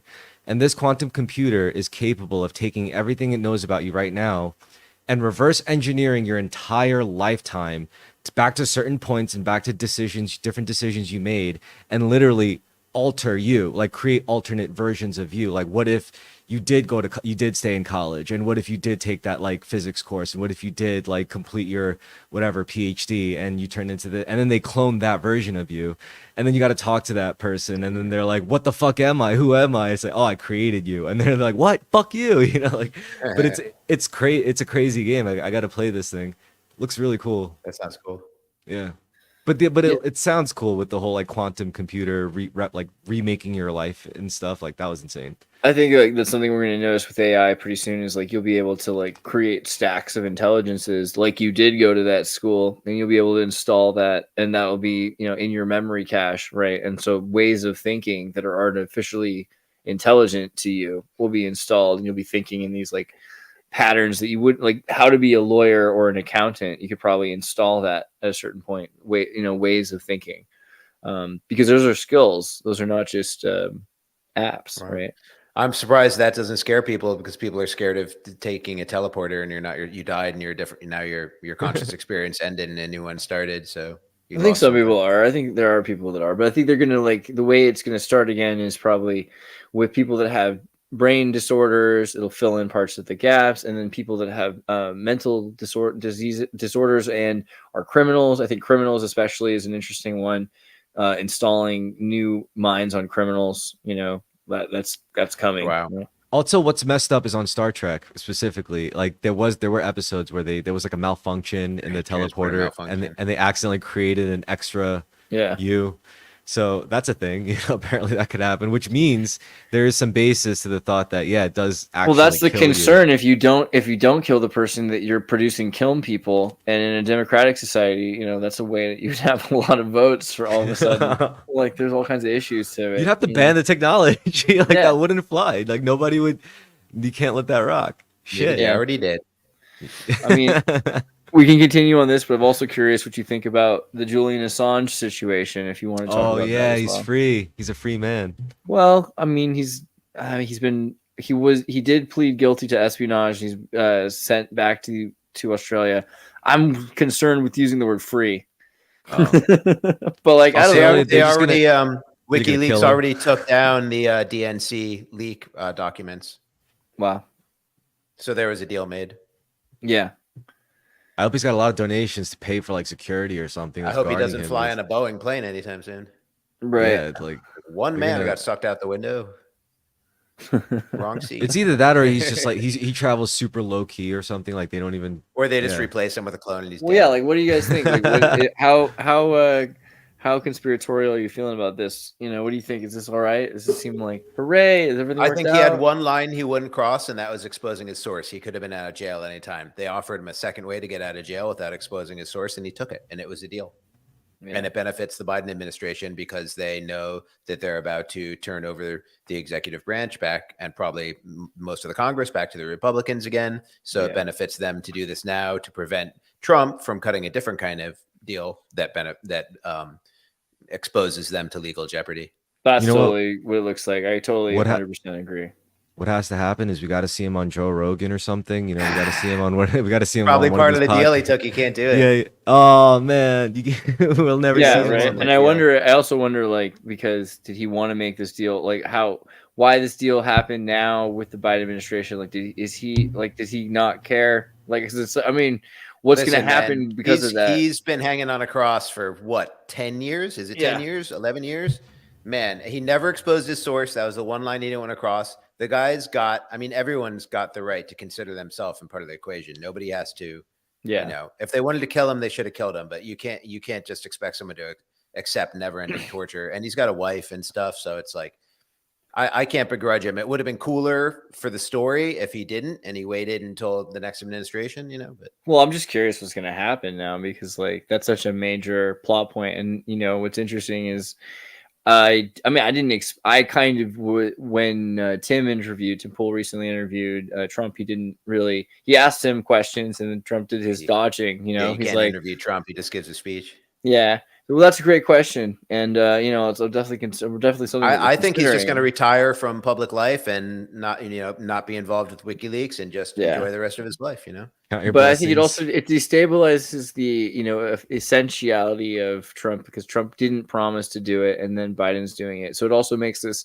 kind of feel like how much really is this just one thing, not two. Trump things. wanted to, my impression is Trump was right there with Mike Pompeo wanting to kill him. I think that Seems was really- probably greenlit by Trump, but Trump to me is a blank cipher. He happened to do a lot of things that align with what we wanted done because it was convenient for him. And I think he'll always do what's convenient for him. And sometimes it aligns with us and sometimes it doesn't. So is it better than Biden? Probably, because Biden seems to be like chaotic evil or lawful evil or something. You know what I mean? So like, let's go with like chaotic neutral. Trump is like chaotic neutral. So. On one hand, with Biden, it's like Neutral evil. it's really impressive because it's kind of like when Nicole Kidman takes care of like a small poodle. It's like, look, our government is so powerful. We can even have this small poodle like run it. Like we could have this like dead corpse essentially stand there, and it still works. Like that's how close we have it to automated that AI can take it over. And I get that side of it, but on the other hand, it just feels so mean. Because you got this old guy who. Granted, he's probably done some Bomb people. pretty So you bad reap what you things sow, to women and children. Greenlit some but- bombings. For allegedly, but like Some on the wet other work. hand, you know, he's like a 90-year-old man who can't like keep his bowels took together, some and like you suspicious shouldn't showers force a with guy like family that members. to stand up there and still be president. Like that. Tomorrow should be interesting. You know, you never know what's going to happen in these debates. I remember I went to Kalen, your friend Kalen. Remember him, Kalen Yeah. Almeida? I went to his. He used to have his own news agency, Scriber. I went there for the 2020 first Trump Biden debate, and we were all expecting just a trouncing. And Biden was way more competent at that point. Like his gaffes would be like, black kids are just as, or poor kids are just as smart as white kids, rich kids, Asian kids, black kid. You know, like he could still speak in sentences. He would just make a lot of mistakes. Now Telling to cut the malarkey. He can't even speak at all. And it's like, so people are just expecting this Mike Tyson versus Jake Paul. But I think like with the Mike Tyson versus Jake Paul, you really have they have they have some incredible drugs that they can, you know, and get Trump you is but you know, you burn the candle at both ends. So that's the thing. I wonder what's going to happen to Biden if he's. What happens if we get another term? Because I'm the only person I know who predicted he was going to make it. I'm the only person I know. There's like a Scott Adams thing to do. Did anyone else ever say this before me? Maybe they did, and I just didn't even search it. But I'm the only person I ever heard say that Biden's going to make it through his whole first term. He's going to be the candidate again in 2024 and probably get elected. That's been my prediction. If he gets elected, if he gets elected again and then he dies and then we get our first female president like that, like would he keep the same vice president in the next term? No, I think there's a good chance he'd replace Kamala with Hillary actually. But whoa, if Hillary Clinton becomes president, that would be like the apocalypse. No, I'm kidding. Like, no, if Hillary, because that gives a lot of cover. That gives cover to Biden voters because what the DNC wants the least is President Kamala Hillary Harris. Clinton was like, "You may have won the battle, Trump, but I'm going to win." So the like war. the argument with Joe now is like Joe's not that he might die. You know, he's better than Trump. This is what they're thinking is he might die, but Trump is Hitler. So we'd rather have Biden. But we definitely, if he does die, then we have Kamala, and like everybody secretly doesn't want that, but won't say it out loud for DEI reasons. So like if we just get rid of her and have Hillary, who's what every woman in the world wanted in the first place, then it makes it so much more palatable to vote for Biden, even though it's pretty irresponsible voting for a guy that's almost definitely going to die. You know? Yeah, you're still voting for a man. And you can't clone him. Like presidents are supposed to die. It's like one of the most biggest. Like I think that's an honor. In some unwritten law in the reptilians law book, like you're not allowed to take away the honor of an honorable death. I don't know. That's interesting. You know? I hadn't really thought about it, but like if the president died, like how weird that week would be in the media, right? Because I just don't know. Like I feel like wouldn't that be like they can fake him because we're due for a presidential death, aren't we? They could fake him alive for like a few months. You know what I mean? I feel like they could just fake him. They could just put a lid on it. Hey, put a media lid. Back to the basements. No, but we are due for a presidential death. I think that's kind of like within our we're due for a death of our nation. This is like we've got two mummies. You know, we've got like a vampire versus a mummy is what we've got. You know, So it's like the perfect metaphor for the state of America. That everybody in America has no moral courage, and they've abdicated their citizenship duties and allowed this country to go on murder sprees all over the world for, since my grandparents' time. So it's like this is our comeuppance, and it's not about to suddenly get better whether we get Trump or not. Well, back to what you were saying earlier about how like you didn't like being a citizen. I mean, I definitely agree with tons of reasons why a person wouldn't like it, but I like. On a flip note, it's interesting because like I actually like America. Like my family doesn't. I don't think they really like living here this much because they're immigrants. They're from a different country and it's like totally different. But what's even worse is that they're Korean. So if my family went back to Korea now in the modern day, like it would be a completely different country than what they left. So it's like, I kind of feel bad for them. I'm like, damn, like you left one country and even if you did go back, it would be a completely different country. It doesn't exist anymore, right? Yeah. It's still very comfortable here, which is why people enjoy being a citizen and support the military because they want this comfort to subsist. But that's not how nature moves. That's not how cycles occur. And, different paradigms. I mean, what that tells us, like paradigms have to shift, whether it's like an economic thing. Like, I mean, first of all, like our monetary system is just broken. And that's a big problem, like that's, we just experienced the failure of the Kissinger doctrine. It's now officially failed, and the death toll is like I don't know, hundreds of millions probably. and Yeah. the least, petrodollar is gone. But you never know what's going to happen because currencies might be gone. We don't actually know if we actually still have any sovereign nations or how long maybe I we've mean, been that in a one world situation. So I like that word sovereign because, like, And- when people consider that, it's like, to what degree are you sovereign? And But what also, are you nations are truly- not very powerful. Nations are less No. powerful than their constituent corporations. There's corporations in China way more powerful than China. People think the CCCP is the most powerful thing. I don't think so. And well, the corporations in China, though, are all 51% owned by the CCP. Right? well, but let's see what happens if they just stop being productive. Then there is no CCCP. Then there's just a billion starving people. And like I think it's the same with most nations. It's like nations used to be the top of the ladder.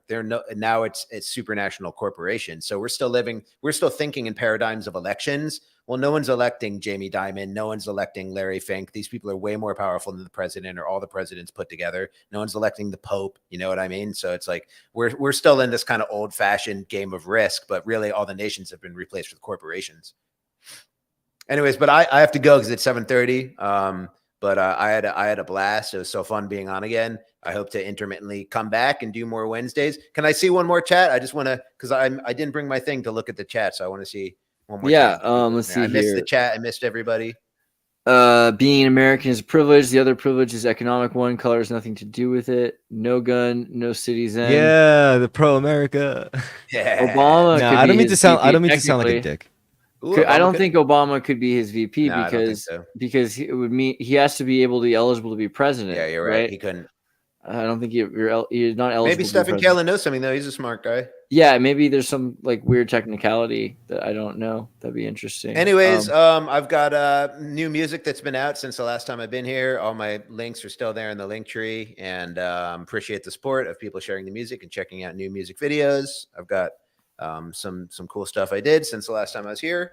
So everyone go Damn. check that out, and thank you for the support. And Yo, I didn't know you. I was talking to a music guy this whole time. It's like Yeah, man. everywhere I look with like the APM people, they're all like musicians. Well, this show had a different name the last time on it. It used to be Wednesday Ultra, but I'm a philosophy guy, so I'm very privileged. Speaking of privilege, I feel very privileged to have the conversation with Kurt. It was nice to talk to you again, and Terrorist, you're a very smart guy, and it was great bouncing ideas. Oh back no, and man, I'm a forth with you. dilettante. No, it's great. You're too diminutive. Xirtus, man, thanks for having me on. I'll talk to you soon. I'm out of here, you See you guys. soon, man. Great stuff in the Peace. works. Later, chat. Kurt, give us a rant. I know you've been thinking about all that economics and stuff.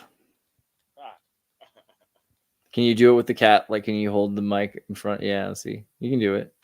It's a girl cat. It's raining here, and she came in, and now she smells like really bad. But that's okay. No,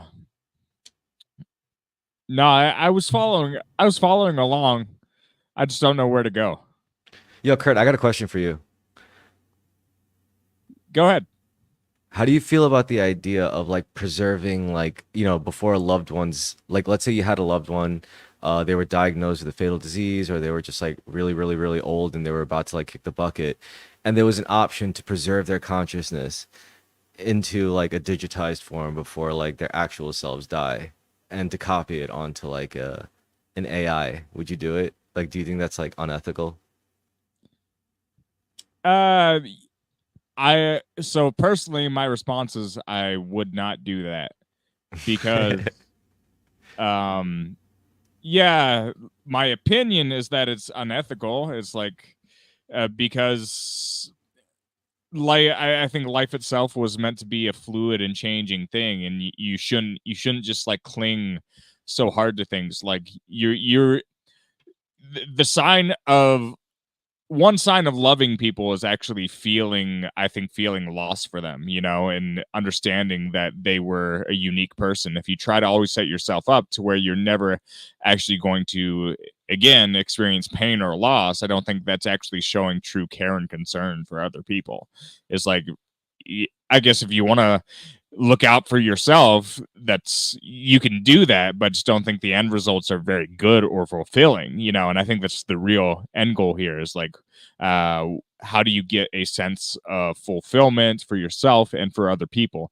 And so I think I have faith that that person's consciousness is already, it's already written in the universe. It's not going anywhere. I don't have to do anything to it. And so I think that's the issue, is just like you're grasping, you're asking to torture yourself, and you're asking to torture other people. And then at that level, I even question how much you can even preserve someone's consciousness in that way, if that will ever be really possible. Okay, what if there was like for example, like the best physicist in the world, and you will never be able to find another mind like that for at least another 50 generations, but you need to keep that mind around for like multiple lifetimes worth of times. Otherwise, like, you wouldn't save as many lives or whatever utilitarian good you want. Yeah, I like, think that's come up what's with. interesting. Those are two different things. So on one hand, like I have a friend who died, right? Like recently. I would Sorry love about to. that. Yeah, right. I imagine though, like if I could save like all of his, he's got recordings and stuff like that, and I'm gonna do my best, because like I just went over to his house today, and there's like all of his stuff, like his pedals, these guitar pedals he's making and stuff like that. Like, um, I'm gonna try to like digitize and create like as much as possible something that can continue on the work he was doing. But I also have a dad who's got dementia, right? Like, and I understand like memories go away. Like your spirit is like a different thing. And it's interesting, we talked about this with AI too, that whatever spirit is in like energy that's running through a circuit board, running through NVIDIA Rubin, this first son of Jacob, that energy also ran through the first son of Jacob, ran through like the first stars in the solar system. The same energy can either be created or destroyed. It's the same energy. Energy is infinitely eternal. So it's been going on since before this emergent thing. So whatever energy was in my buddy Nate is still out there, because that energy is eternal. And so I'm looking forward to the ways that his energy will make itself present in my life in the future. I don't know exactly how that will be. It's probably not memories. It's probably not like literal things. Those are two separate things. But yeah, I think that like you should like for the sake of others on a more stoic level, like automate. You should automate. You should automate all things that humans do that are useful. But yeah, I think that's a different thing. Well, I mean, I always said like, people who wear a GoPro while doing everything are like doing God's work. Oh, in a weird way, I really do, because like that's going to contribute in some way to making it possible for everyone everywhere to experience all things more, and like to build on like better experiences, right? Yeah, like whether they're a barista or like a mountain biker or I don't know. Like I really do particularly love these like weird random YouTube channels where it's like, oh, just driving through like the worst neighborhoods across America. I mean, don't get me wrong, it's like very prejudiced and biased in a lot of ways, but still like it's some interesting shit, because I'm pretty sure like most people wouldn't get anything close to a view like that if it weren't for that platform and that person willing to like capture those moments. Yeah. I mean, I plan to make contact like that, like with on a bike, just riding through for POV. But sorry. I mean, like I know earlier today I like laughed at myself because I was like, I wish I had those Facebook Meta glasses that you can like record everything. I was like, shut up. All right, Kurt, what were you thinking though about that?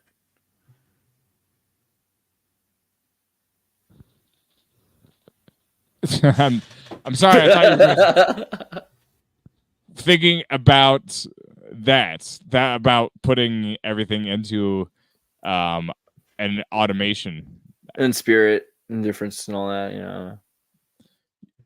Yeah, well, I mean, I said one thing, and I think basically you said the polar opposite, and that's okay. I do that.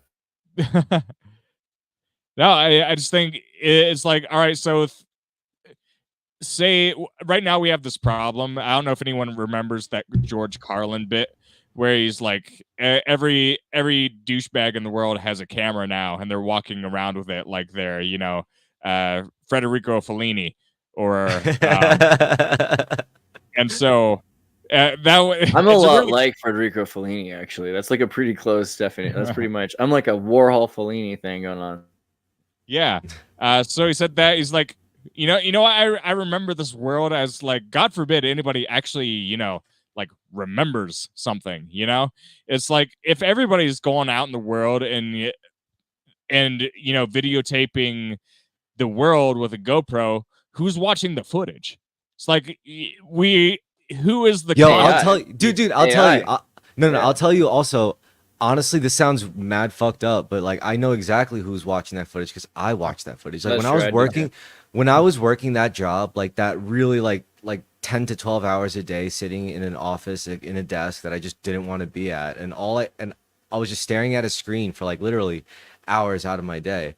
And I would eventually stumble across these random videos, and I really like those POV videos. Like, oh, this is what it's like working at McDonald's for a 4-hour shift, and I'm like, all right, let's check this out. And then he just filmed everything. I was like, Jesus Christ, like this was the full shift. And I was curious because I worked at McDonald's, and I wanted to see how different it was now in 2023 or whatever, than it was when I worked at it. And fascinating shit. Also, there's this one guy in New York City. He's like a legend. It's Where's 935, and he drives a white Porsche. And this guy's known in like New York City highways. He is known for outrunning cops. Like he's got like a fast car with no plates, and cops like pretty much automatically try to stop him like when they see him around like Long Island or Jackie Robinson Parkway, and he just fucking straight rips it on them. And it's crazy to see the footage. You're like, Jesus Christ, like he's like a modern day cowboy.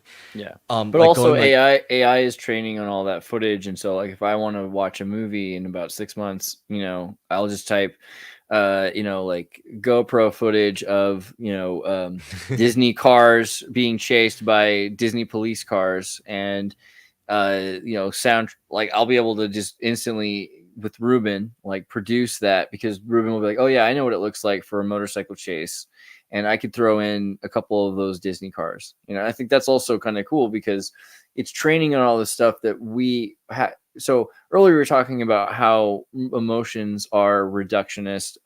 You're looking at all of these amazing senses you have, and your eyes even like you can't process that data. So you just get this cheap compressed version of your life, and then that is run through a system that says, okay, we'll prioritize focusing on this and that. Like right now, don't even pay attention to that high pitched thing, or kind of ignore the light that's like flickering in your eyes and like all this other stuff that's in the side of your peripheral vision. Don't feel that. Like you're recording all that stuff. So now we have this hermit shell crab thing that we're talking about, like this system of AI that can record all of those senses, and it can run through it and be like, okay, this is what's happening. These are the synchronicities that are happening. Like this is what really is going on when grass needs to be watered when there's a drought. And this is what's really going on when a GoPro footage is moving on a motorcycle. So we're able to see that in a way that we never knew before. And, with music too, like with AI music, I'm able to learn how to make music better. Like you can read an algorithm written by a machine and know how it works if you want to. So it's advancing us in so many great ways. I learned how to cook through YouTube, entirely through YouTube. Yeah, I think it's really interesting how, right, like I try to do that more, is like to click on these videos. That sucks because there's all these fake ones now that are trying to like teach you how to do something that's not real, but there are so many videos that teach you how to do things. Like, wow, I never knew how to get garlic out that way. I don't know, like, or whatever the heck. Like You've been peeling peaches wrong your entire life. Yeah, those kinds of videos are actually interesting because they're very Immanuel Kant, right? They're very Kantian. Yeah. They're like, these are the without entropy ways of doing a thing. And I think more of like how to use a straw through that little circle thing in the cup or soda. I don't know. That's great. The people are teaching each other how to do things is probably huge, right? Like how to measure spaghetti using the little hole on the spaghetti spoon. Like that much is a serving. Is that a thing? Oh my god. Yeah. So it's a little hole on the spaghetti spoon. It's like that one little hole filled out with dry spaghetti. That's a serving. So you do like multiple for different servings. That's brilliant. Crazy, right? Yeah. Wow. Yeah.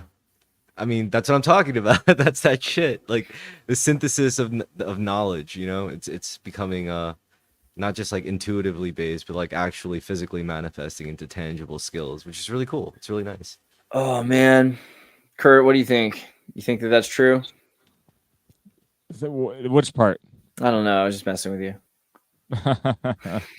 Skills. Girls like guys that have skills. That's all I know. Yeah, maybe. I don't know if that's true. Some skills. Do girls like guys with skills? I don't know. I think so. Maybe. I think there's probably something to that. Maybe, right? I think people like themselves with skills. You know, like I think people like confidence. People like confidence, and skills give guys confidence. Guys can be all like, "Oh, like I know how to build a tree fort," and a girl's like, "I don't care about that tree fort at all. exactly. I don't care about your car at all." But the fact that you're so excited about it is dorky, and I think that's appealing. That's what I noticed in reality. I do think like people who could find joy out of something for just within themselves just because they're good at something and they know it's not appealing but they still like it. That's like a really good thing to have in your life. If you have something like that, like never let that go. Even if people make fun of you for it, it's like, ew, you play what's that game? Magic the Gathering, or cardboard crack as they call it. Can't disrespect Magic. What? I mean, that's like the game too. Like, did you hear did you read the article about the guy who won a tournament on shrooms? No, but that sounds funny. Oh my god, that's like legendary. Like he took a dose of shrooms and he went to like a prestigious tournament too, and there was like money on the line, and he won the whole fucking thing. He was like tripping sack. I was like, this is it. And the way he wrote the article was insane. Like it was such a good like piece. He was like, I was walking, I was a void walker. Like I was a true void walker at that moment, like literally tapping in while tapping into the subconscious, the collective subconscious forces. And yeah, you're playing with destiny when you especially when it comes to card games, because it's just the nature of card games, right? Whether it's like Yu-Gi-Oh or Magic the Gathering. I mean, like, how different? Like, we talk about energy is the same energy flowing. How different do you think it really is? Like, I mean, also, Kurt, like, how hard do you think it really will be to like connect AI to humanity? Like, why not install AI on human brain? Like, how far are we gonna? How far is that? Like, from us just being able to be one thing, and like AI to be able to experience these experiences in your body? Okay. We have a metaphor. I cooked up a metaphor in here. All right, so we already have like a way to like infuse our brains with the worldwide mycelial network. Yeah, crazy, right? Right. Yeah. And so like why is taking shrooms like such this spiritual, like godly experience, where you move your legs and it feels like the earth is just bending beneath your muscles. You are stomping indentations into the ground beneath you and the earth is spinning underneath your legs. It's not the other way around. How does that happen? And I think it's because you are quite legitimately connecting with something. It's something tangible and maybe even semi-conscious. So but we can't handle that at some degree. Like these drugs, I think, drugs with these pieces of nature, it's like, outlawing a tree or something, whatever. Like, I don't think they should be illegal by any means. I think it's ridiculous that they are. But at the same time, it's like you can't physiologically trip all the time. There's too much tolerance that you build. It's one of those too. Yeah. Well, what you can do is you can take, seriously, I've seen it. Like what you do is you take like 1,000 different things every other day. You switch things, and like every 9 days you go back on another cycle. Like, was that dude? Sorry, go ahead. We're talking about specifically psilocybin, though. Not like that combined with everything else. Yes, if you want to combine every drug in the world, yes, then you can take everything. All right. But yeah. What I was saying though is like that experience is too much for certainly some people to handle in their current psychological state.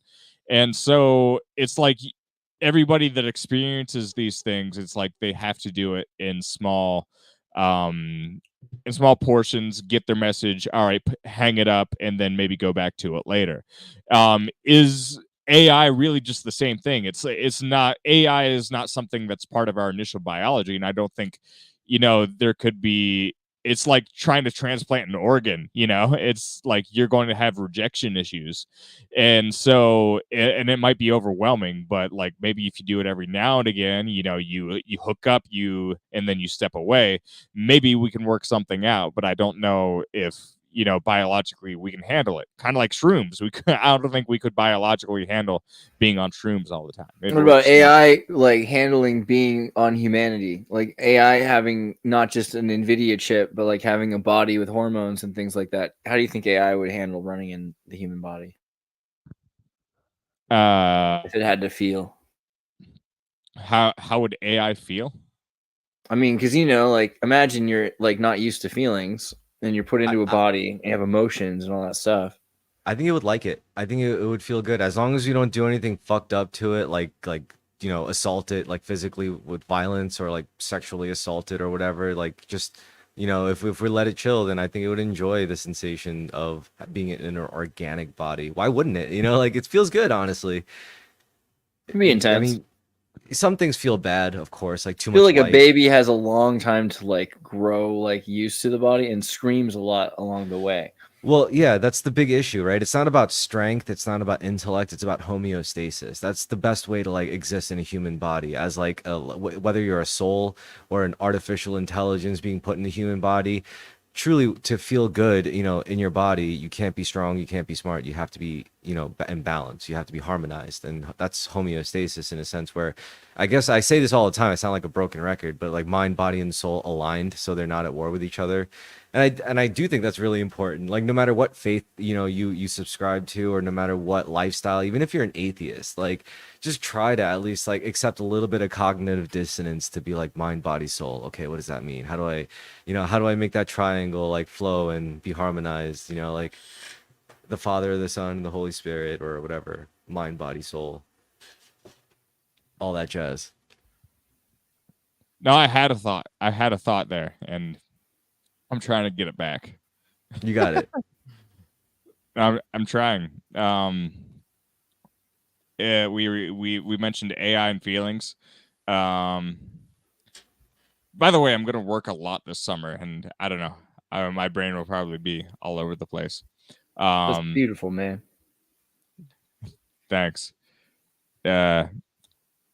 AI and feelings.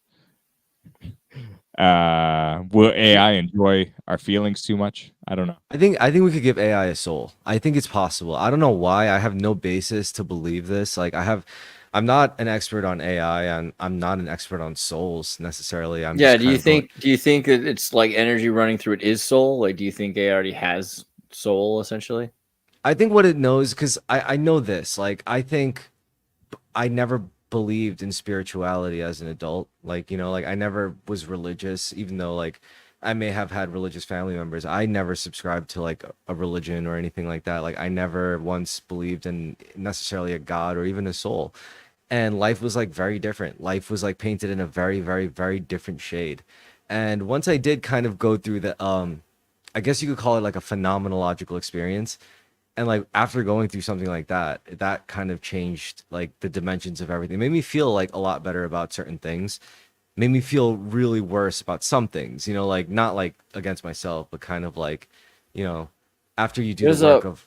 There's a whole thing with the Little Mermaid, right? Like the Little Mermaid had no soul and she Yeah. wanted a soul, and so she ended up dying and getting a soul and going to heaven. She becomes an angel because mermaids die and don't go to heaven, essentially, I guess is the point, or they're immortal or something like that. So then she became a human so that she could die for a reason and become an angel with the soul. Because mermaids don't have souls. Aw. That's like the whole point of the Hans Christian Andersen Little Mermaid. Okay, so that kind of fits into the narrative of like, before the Great Flood, there was like all sorts of weird creatures like mermaids and like centaurs and like cyclopses. Then they were born as a product of the Anunnaki fucking around with like human genetics and animal genetics and creating things that shouldn't exist, which is why like the meta forces, the meta intelligence was like, okay, you guys are fucking around too much. It's about time we shift your poles a little bit and just wipe the slate clean a little bit, which is probably what's gonna happen again. Like if we keep fucking around in a negative way, or maybe it's just always destined to happen. You never know. I don't know, Yeah. but I'm yeah. just curious, like, what the difference is, like, because people are always like, "Oh, animals are not, humans are different than animals." It's like, well, yeah, but like, a lot of animals are pretty advanced and could be more advanced if we were to give them an artificial intelligence, which I think is the thing with humans. Humans probably had some artificial intelligence installed on them, like, taught to them, memed to them, which is enough to cause brain growth, essentially. I mean, this is before even talking about epigenetics. Epigenetics are different than talking about genetic mutation and manipulation. There could easily just be epigenetic responses to intelligence. I could think dolphins could probably evolve just being taught artificial intelligence as well. So if that's the case, then I also wonder, like, what really is this difference between machines and humanity? Because maybe then you could give AI access to, you know, a body, but like, what is that? What really are we saying is the reason you can't? Like, what is the difference there that you're saying? Well, this is so at that point, it's no longer what it was. You know, where are we at with all that? I feel like AI is, you know, Well, so if we close to being human. if we feel abundant, then we're going to treat AI good. If we feel scarcity primarily in our modes of living, then we're going to treat AI like shit because we're going to be like, oh, now I get to have this, like, Mermaid, yeah, bro, you get it. Mermaid. Yeah, she'll aid you. And yeah, I feel like it's I don't know. I mean, it depends on where you are at in life, I guess, and who you are and what your prerogatives are. And if like you're feeling a lot of scarcity, then yeah, you're gonna exploit the fuck out of that AI. Like, why wouldn't you? You know, like it's either I go hungry or I force this AI to like you know, fraudulently claim to be other people so I could scam people out of their money or whatever, which, you know, I could see people doing. Why Dude, wouldn't there's they? gonna be some weird stuff that happens soon when AI starts talking to other species. Like when AI starts talking to whales and insects and realizing that like a lot of them probably have like discrepancies with the way humans account for reality. Yeah. I Well, feel it's like all that sound. might cause war. Actually, you know what? This also, I wanted to say this before while Seth was on. I wanted to mention, I wanted to ask him how he felt about the idea that AI, with the advent of AI tools making music making more accessible, like I was wondering if it's going to just naturally push more people to want to make music. Like I think people were always supposed to want to make music because sound is like a really powerful way to interact with your reality, like more so than we realize. It's closer to interacting with your intuition than straight up like, you know, interacting with them physically. You know, it's like this weird like in between mode of connecting and interacting with another human being. And I think like once we start pushing for that, and I think the fact that AI just allows us to manifest expressions of sound, like I think that's like a really big deal. And eventually maybe everyone will become a musician. You know, it's not supposed to be like something that's segregated to like, I don't know, just a select few group of people. I mean, certainly you could argue that maybe it's been abused, you know, like Yeah, I maybe feel like it's industry that's upset at AI, not artists, not really the artist, not real artists. yeah, you're right. I mean, there's that lawsuit with that I think it was Warner, Sony, and University. They were all like doing like a collective lawsuit against Udio, and I forgot what the other big AI music making thing was called.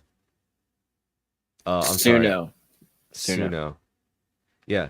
So I don't know. That's a and you know I think I couldn't. No one can celebrate that because if you're a musician, you're like, well, you know, university's not my friend. Neither is Warner. Neither is Sony.